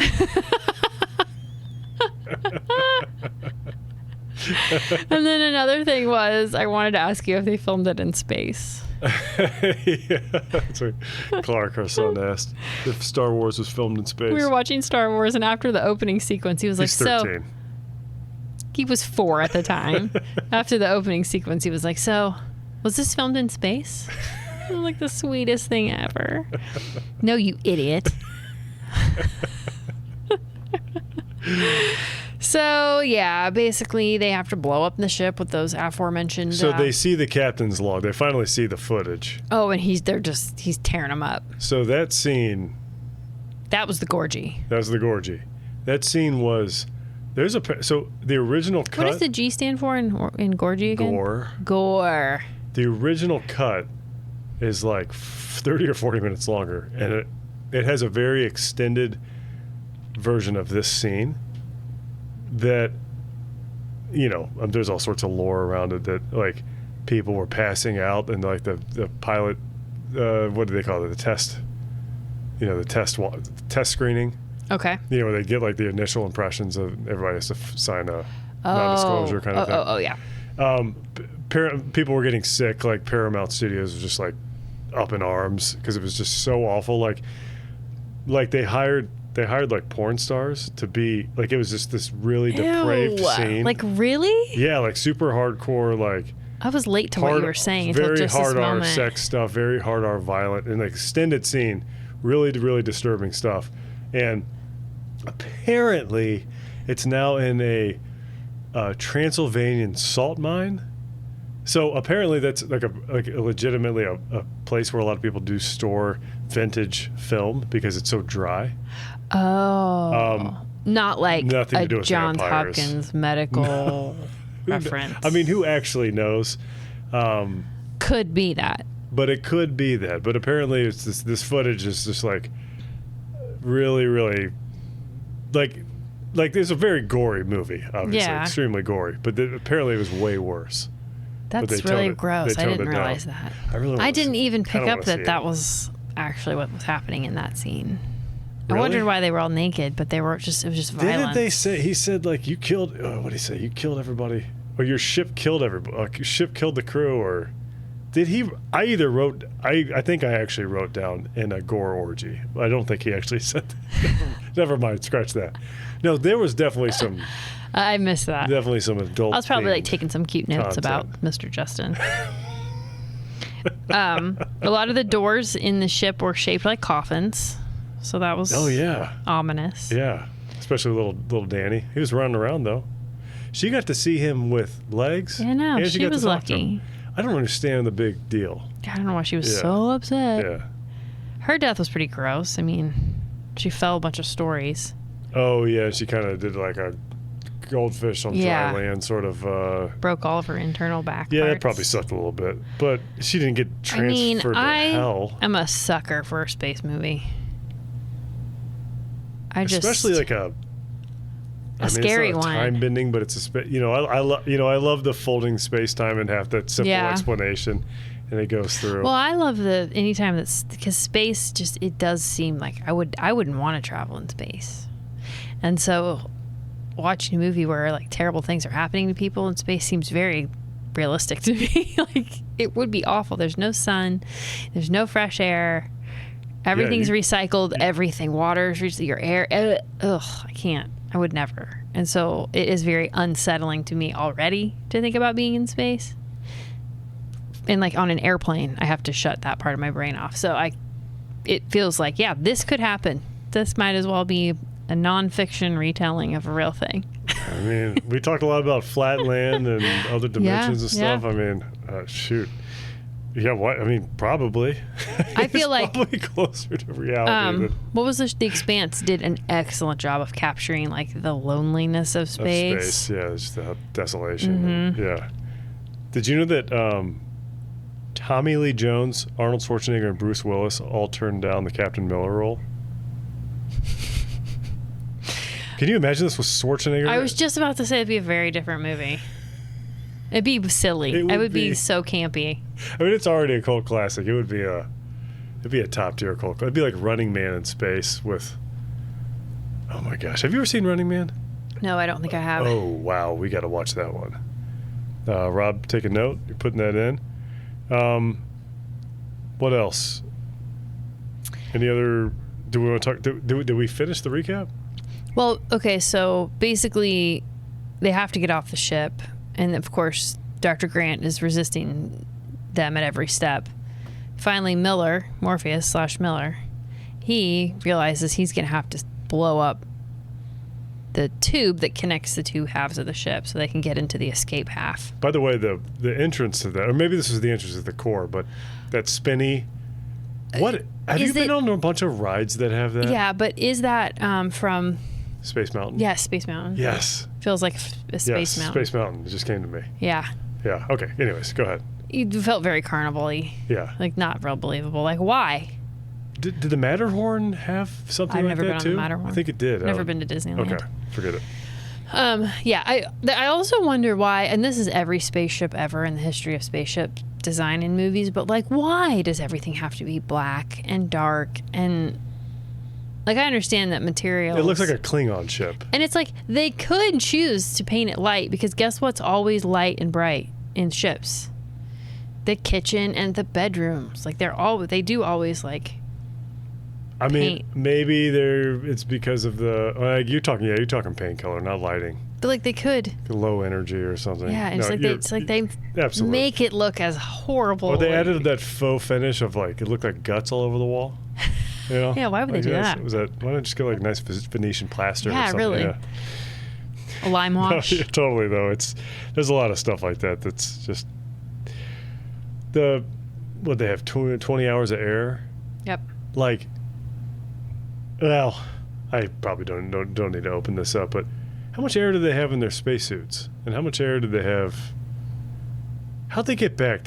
So they had 25 things of little tubes of air. Too, right. Well, those were like filters. They needed those filters. But they also lost half of the crew, so the math check out. Sure, it does. It's movie science math. Cool. Just make sure we're okay with this, with the ending. So anyway, Dr. Miller has to sacrifice himself because he ends up in the wrong side of the tube that's blowing up, fighting Dr. Grant. Mm-hmm. That was a very you remember the movie Sunshine? No.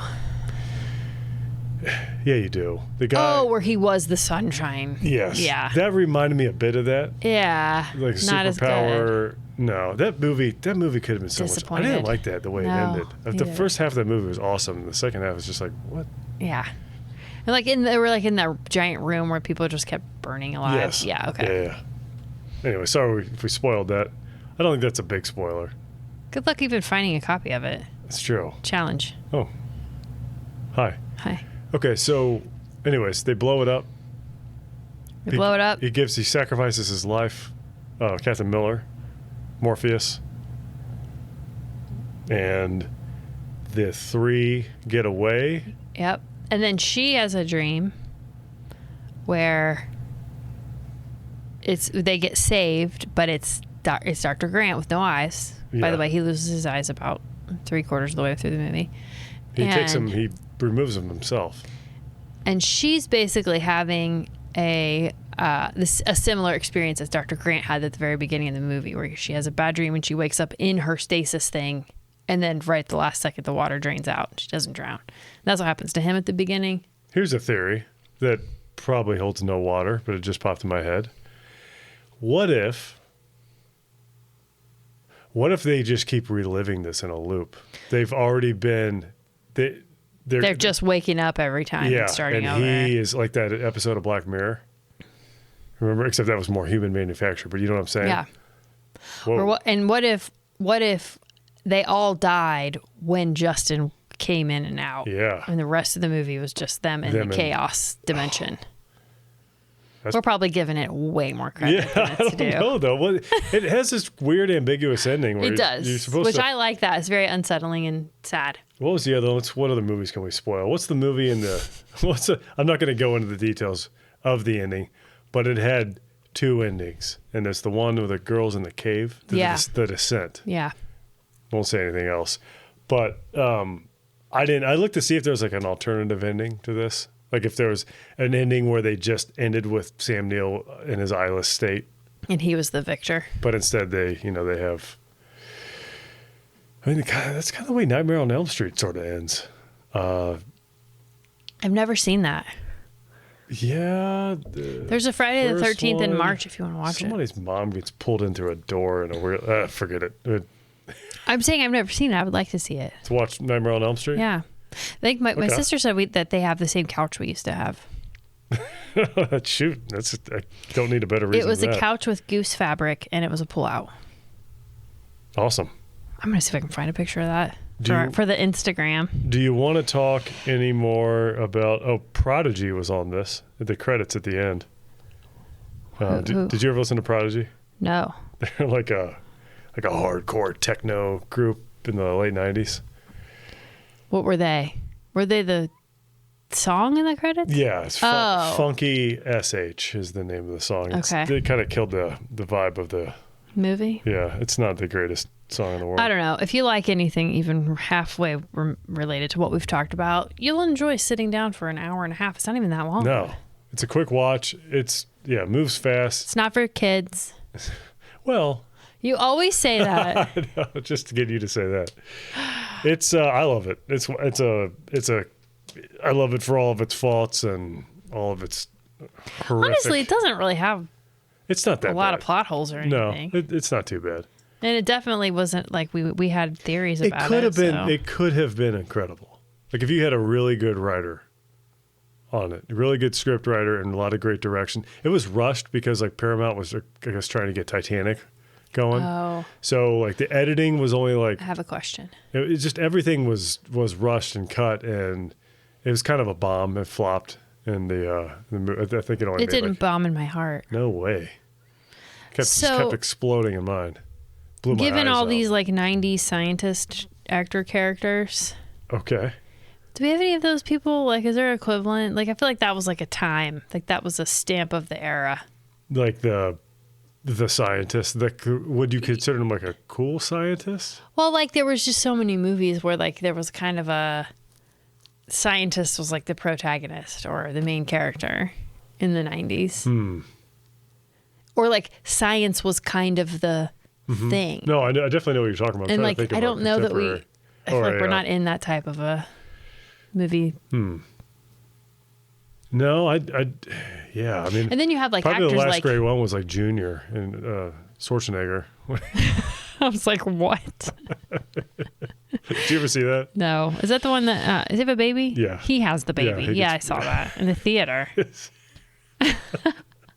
When you're a teenager, man, you'll go see whatever you want. No, you don't care what it's it true. is. I remember I watched King Ralph and Awakenings the same day. Wow. What a day! I saw Sphere with a bunch of friends. I don't think I saw Sphere until it was out on the VHS. On the VHS. Or maybe DVD even. On the, what does VHS stand for? Vehicular Homicidal Screening. Gorgy. Corgi. Oh, Sorgy. Sorgy. My C's and my S's get messed They up do. in acronyms. They do. Yeah. They're very similar sound. Vehicular homicidal. They can have the Sorgy. same sound. Speaking of vehicular homicidal, we should watch Maximum Overdrive sometime. Is that the one where the truck is the killer? Yeah, well, the trucks are the killers. You might be thinking of Duel, which is Or Christine. that's a Stephen King with Boner from Growing Pains. I can say it because it's his name. Good job. You said it. All great movies. I'll watch all of them. Awesome. We should We ought to just- transition soon because we are at 2 hours. I mean, we're at 90 minutes. Okay. Sorry, that's what I meant to say. Okay. So We've good. been recording You're for right. 2 hours. Yeah. That's good. This is a But good not- time to move. Yeah. Let's move on to Use Me by Let's Bill do. Withers. Bill Withers, 1972, off of the album Still Bill, which I listened to quite a bit this week. Did it have anything on there that I would know? Is Ain't No Sunshine on there? It's not. No, that was the album before Does he sing Grandma's Hands? He does. Is that on there? No. Lean on Me's on here. Oh. Did he write that song? Yeah. Wow. I'm almost positive he did. I feel like it's really taken a He's turn got for to be the the worse. coolest freaking singer-songwriter of all time. He's great. He's the funkiest one. Maybe Stevie Wonder. Yeah, Stevie Wonder's great Yeah. too. They're different though. Yeah, Stevie they Wonder's are. a bit poppier. But I was trying to think of other like funky singer-songwriters. They're just, No, yeah, I the don't two know. are it's kind of a weird little niche. Erica Badu, she write her own songs? And she's not quite the same genre, but she's certainly not like a folk. I don't know. Most of the Erica Badu stuff that I've listened to has been like her on other people's stuff. Yeah. She may come up later again. We'll see. Anyways, so this is on Still Bill. What else is on there? Who is he and what is he to you? The Dadgummit song. Oh, we were listening to that the other day. Rob's dad says Dadgummit, and now Rob says it, and it's cringy. I hate it. People hate that word. I got punched in the back of the head one time for saying it. Where? In high school. I said Dadgummit. This kid used to, Randy, he was actually a really cool guy, but he hated it. And he told me over and over again, please stop saying that. And I would just say, Dadgummit. And one time he just gets up from his desk. Traumatic relationship with that word. We were in art class. He walks around the table and just smacks me in the back of the head. Did he get in trouble? No. The teacher was probably like, actually, Randy, I hate it too. I know. You get an award. But I never said Dadgummit again. Until we got married, and now you just say it more and more every year. Maybe you know what you have to do now. You say I say it more and more every year? Yeah. Do I? Yes. Dadgum? I don't ever remember you saying it in the early years of our marriage. Is Jamie the one who hates it? Like hates it? Does she like really hate it? I don't know. There's a woman in our life who really hates the word dadgummit. It might be my mom.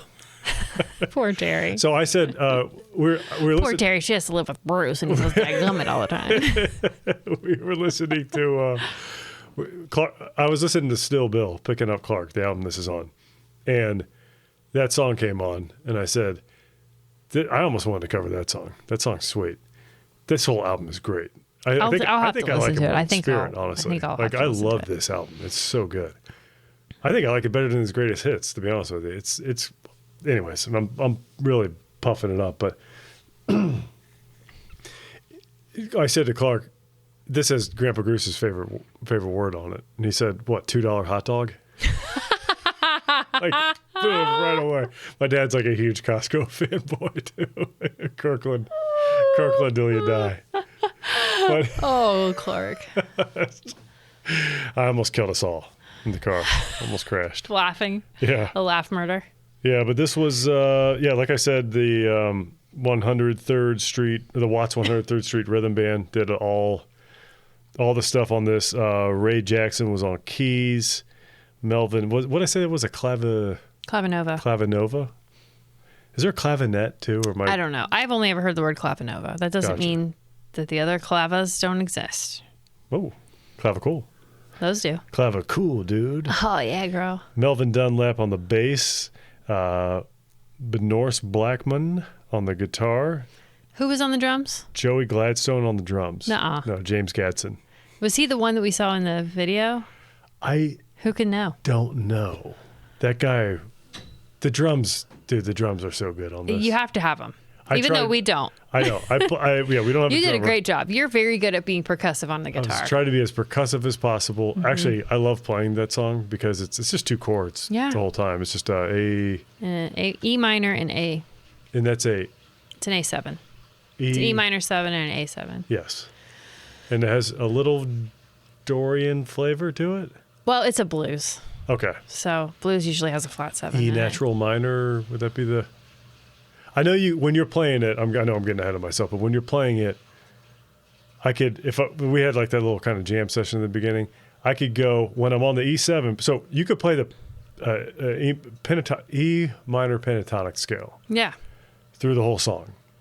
You could play, but then you could play what I would call like a B minor scale or a D major scale through the A7 parts, if that makes any sense. So I can kind of play the changes that way if you got a real feel for it. Well, because they share key signature. Is that why? They have some overlapping. They're not the same, but they like a B minor and a D have the same key signature. Yes. But there's not a B minor or a D in the song. No. I'm not telling you that because you didn't know. I'm just saying. For those folks that's at what's home. Interesting to me. For the folks at home. For somebody who for somebody who plays by ear and is just like, that's weird that a D works here, but only during the A7 part. But it does because of the E minor scale that they're using. Is it because B minor is the second? So I said Dorian, which is 2, right? So is it because a B minor is the second interval in an A major scale? Is that? I mean, that is that, but I mean, I don't know what the question is. What is why? Is that way I could play a D major scale or borrow from a D major scale? I think the D major scale you can borrow from because of the E minor is why. Okay. The bass line has a C sharp in it. I'm out of my depth there. Yeah. I don't know what I'm talking about. The bass line has a C sharp in it, and in order to have a D scale, you'd need that C sharp. May I? Yep. Real quick. Just real quick, and it'll only be a minute. Okay. So when we're going, so the whole time I could go,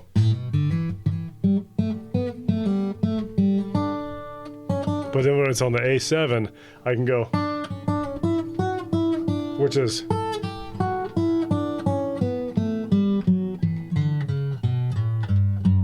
but I can only play that. So if I'm going, was that F sharp you just ended on? Because that's the relative minor of A. Yeah, that is F so that's the relative minor of A. Oh. But if I'm playing, if I'm going, I guess I could sort of play that. So here's the thing. I don't know if this is accurate or not, but E minor 7 and A major 7 have so many overlapping tones that you could pretty much play. It's not real locked in to a key. So I think there's a lot of freedom there, and I think that's what makes it the blues style. On the live version we watched, the guitar player was doing some, I liked what he was doing.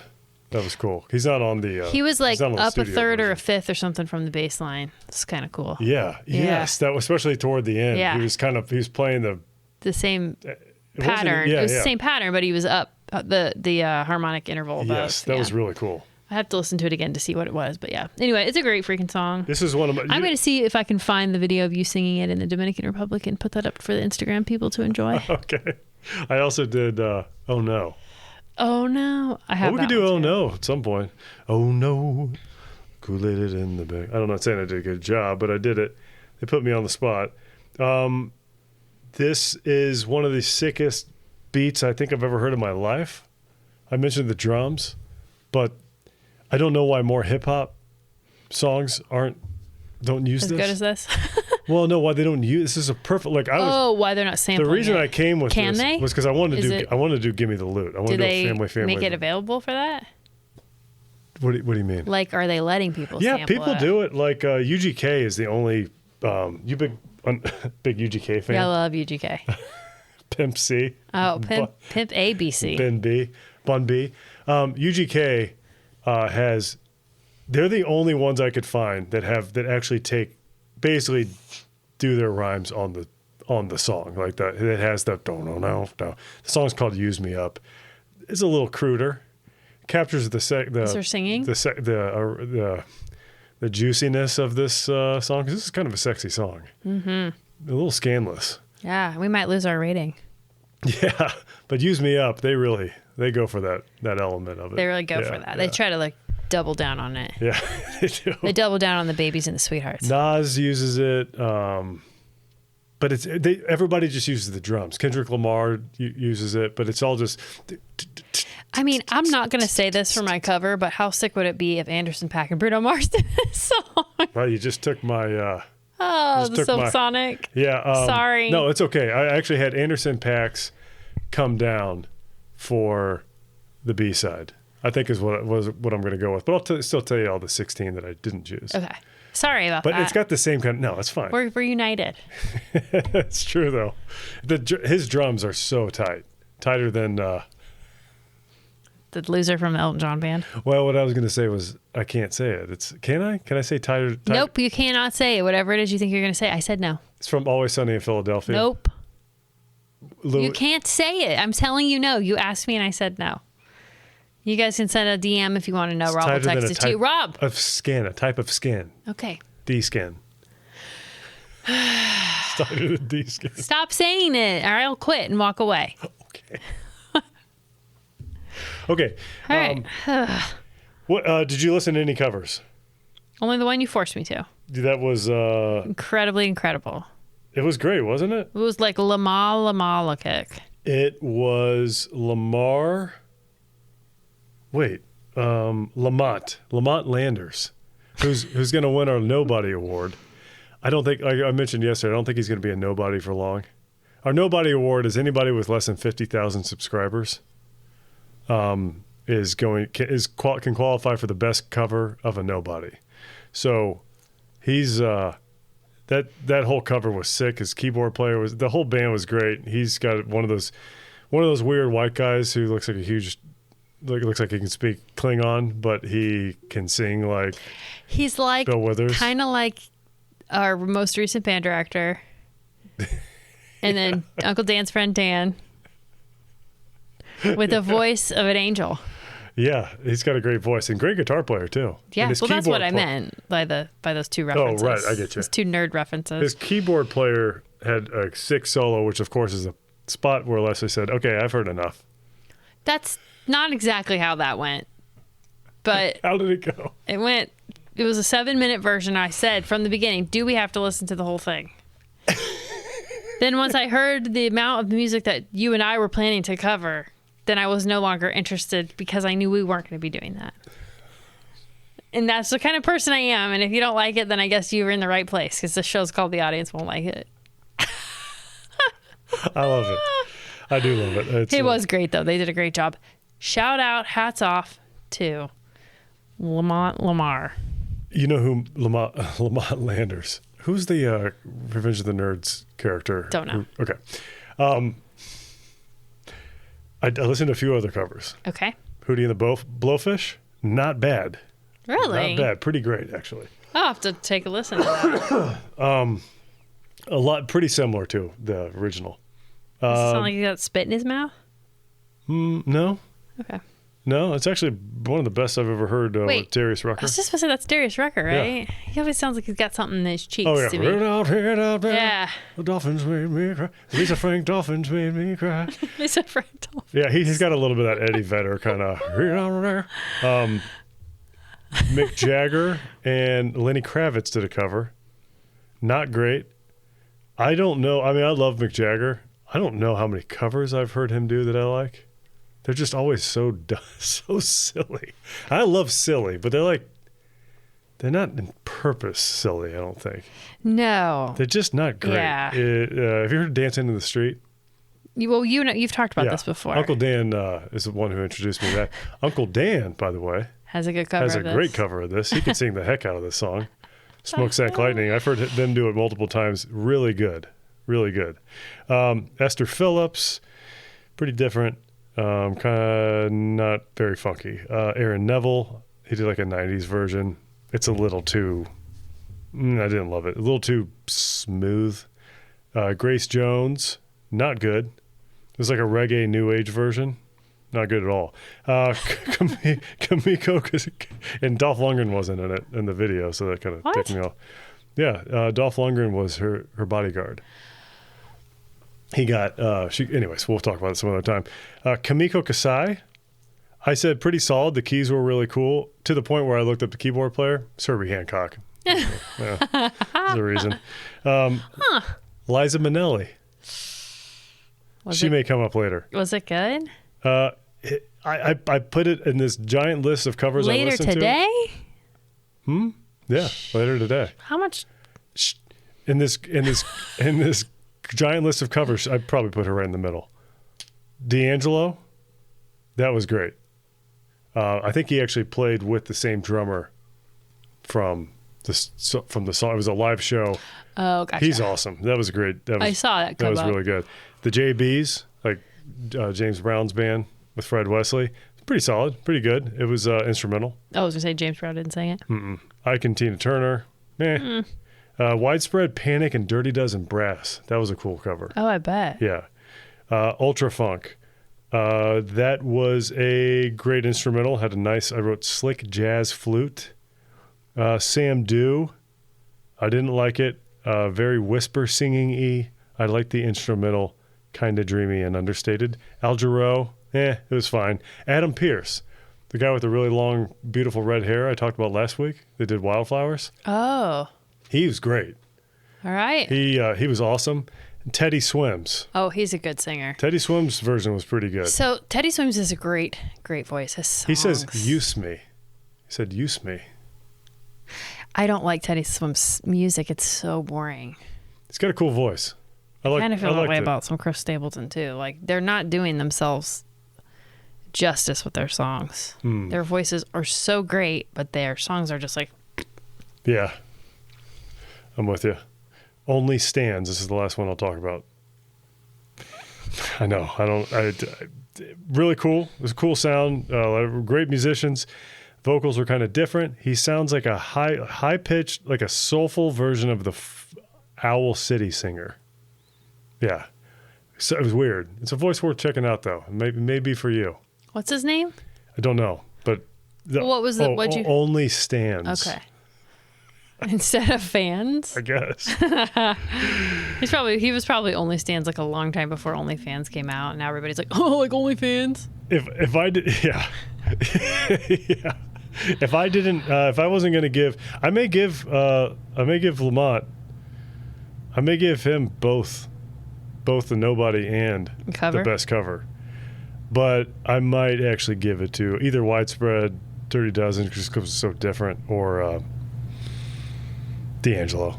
I'll give it to D'Angelo. It was very much like the original, but really good. Just great. You know what? Shoot, I'm giving it to Uncle Dan. All right. Uncle Dan gets them all. He gets them all.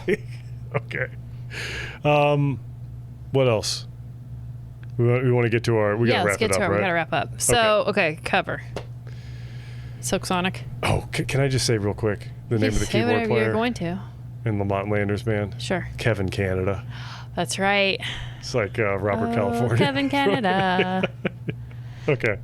Shout out to Kevin Canada. It took me a long time to find your name, buddy. Write in sometime. We're big fans. I am. I turned you off. Maybe turned you off.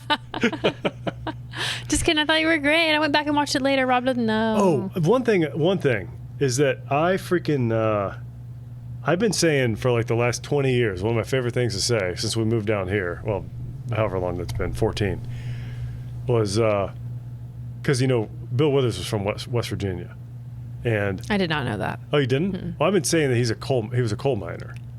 Technically, I was right. Bill Withers was a coal miner, but that's Bill Withers Sr. His dad was a coal miner. What was Bill Withers? Bill Withers, well, first of all, he was in the Navy for like 9 years.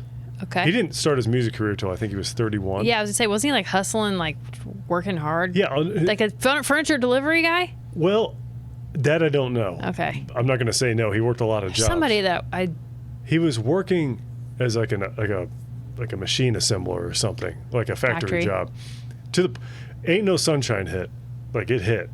And he still kept his job to the point where on his album cover he's carrying his lunchbox because he said the music industry was just too flaky. He didn't want to. He didn't want to quit his job. But then finally he got. It said I read in Wikipedia. I think it was said he got 2 letters at the same day. One was like a McDonnell Douglas or some company asking him to come back after they'd laid him off for $3.50 an hour. The other one was from Johnny Carson asking for him to come on. Oh and my perform. Gosh, Bill Withers, you did it, buddy. For everyone's sake. How old was he when he died? 80. Oh, good for him. 1. I hope he was a nice person. He and had retired a nice from life. the music industry after like 1985. He's like, screw this. I think it's great. I mean, I wish he made more stuff, but anyways, yeah, he's. Just thought that was kind of cool. And he also used to have a stuttering problem. That's actually why. I guess he wrote "Use Me." He had a stuttering problem until he was like 23 or something. That's why he did. I know. Yeah, He was actually stuttering there. Yeah, he sang it. Shut up. He was not. No, that's good. He did have a stuttering problem. He wrote it because he just thought of it. He said women would always say he was too nice. So he wanted to kind of write this to kind of like sort of play into that. Yeah. That's cute. Yeah. Good job, Billy. Yeah, I love Bill Billy Withers. with you. All right, cover. Come on, get on with it. Okay, cover. You are not allowed to tell me more than 3 people that you did not choose. Well, at first I thought Earth, Wind, and Fire would be cool. But you know what I'm going to go with?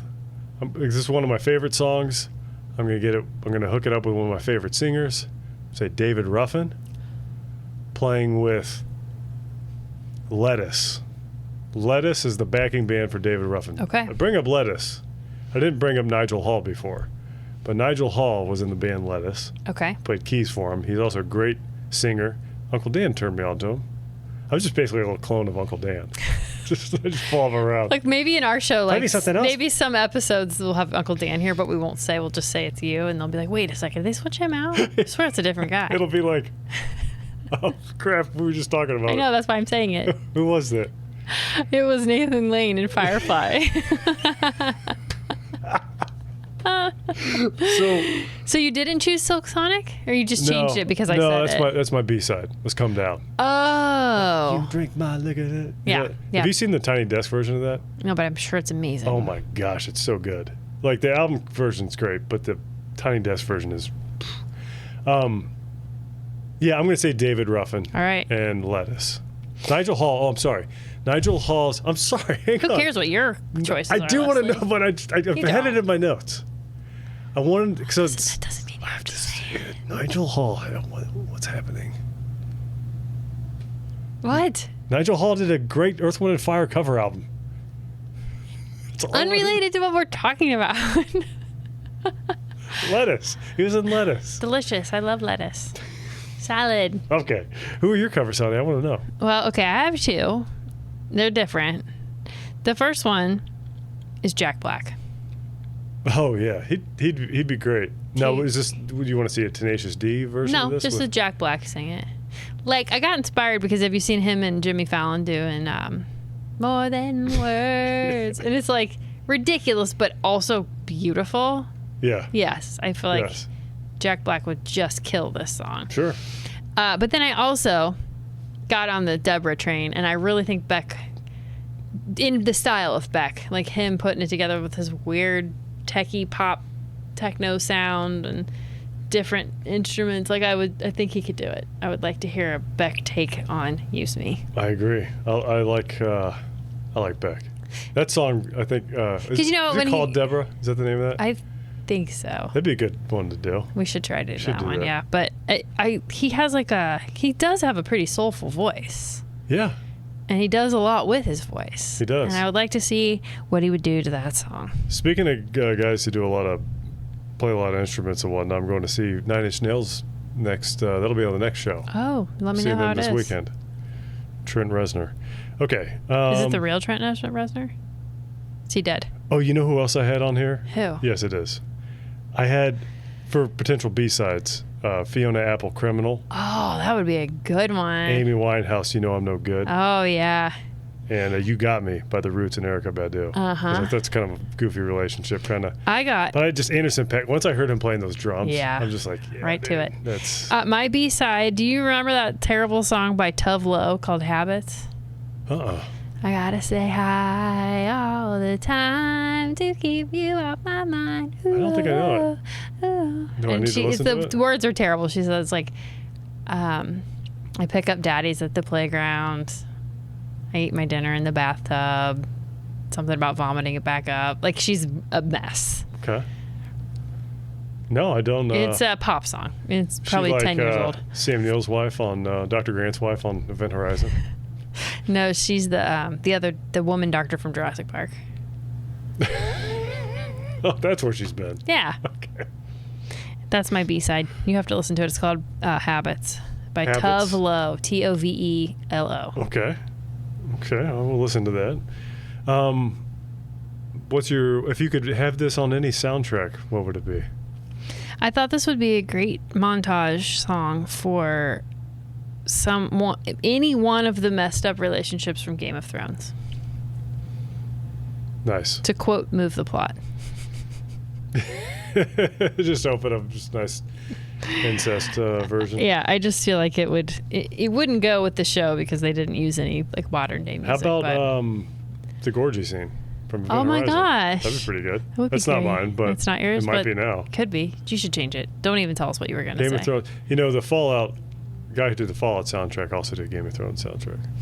But anyways, I love all the music on Fallout too, by the way. I love it. Yeah, that's a big part of it for you. Yes. I would pick, I said Liza Minnelli. Does Lucille mean anything to you? Oh my gosh, from Arrested Development. With Buster? Her relationship with Buster? Yeah. Oh my goodness. And you play her version of it.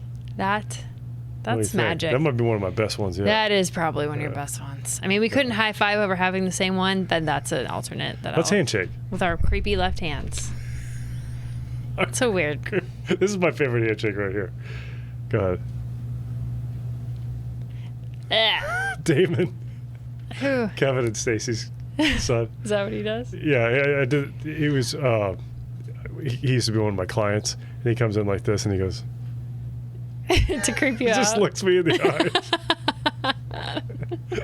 I didn't know he was a goofy kid. Yeah. I thought he was seemed just so really serious. quiet. Yeah. And he did that. I don't think I ever fully recovered. No, Like, we're still I reeling was from on the that, floor Damon. laughing. It's like the best day of my life. Thank you, Damon. All right. We Okay. are 2 hours. Okay, and we are wrapping up, guys. Thank you. This is this is the audience will like it. Hey, write in. Yeah. You have some things. To audience won't like it at gmail.com. Check out Instagram because now that the 21th episode's about to drop, we're gonna have some 21Z. whoop whoop in the house. We're gonna have a sweet little Instagram post. So if there's anything that tickles your fancy, you might check out Instagram to see if you can catch an image. Check it out. See if you can catch one of those images, guys. Right. They're Subscribe, floating like, around. comment. Check out YouTube if you. I will not be putting the cover at the end of the episode. Because we won't be able to make no It'll money. be a separate video. That's right. Separate videos make more money. Yeah, 975 subscribers from now, we can start running ads. Oh my goodness. Come on, guys. Send it to 975 of your closest friends. I might make them skippable. I did for 3 Storm Fitness. Wow. Left a lot of money on the table. Wow. I might be starting some 3 Storm Fitness stuff again, too. We'll That see. sounds hot. We'll see. Can't wait. Okay, guys, thanks so much. You have We a great love you. day. You know, love you. Happy have a great Valentine's night. Day. Well, this is coming out about Happy 3 weeks President's after. Day. Hope you had a happy Valentine's. It's gonna be and spring. President's It's gonna be May. Day. Bye.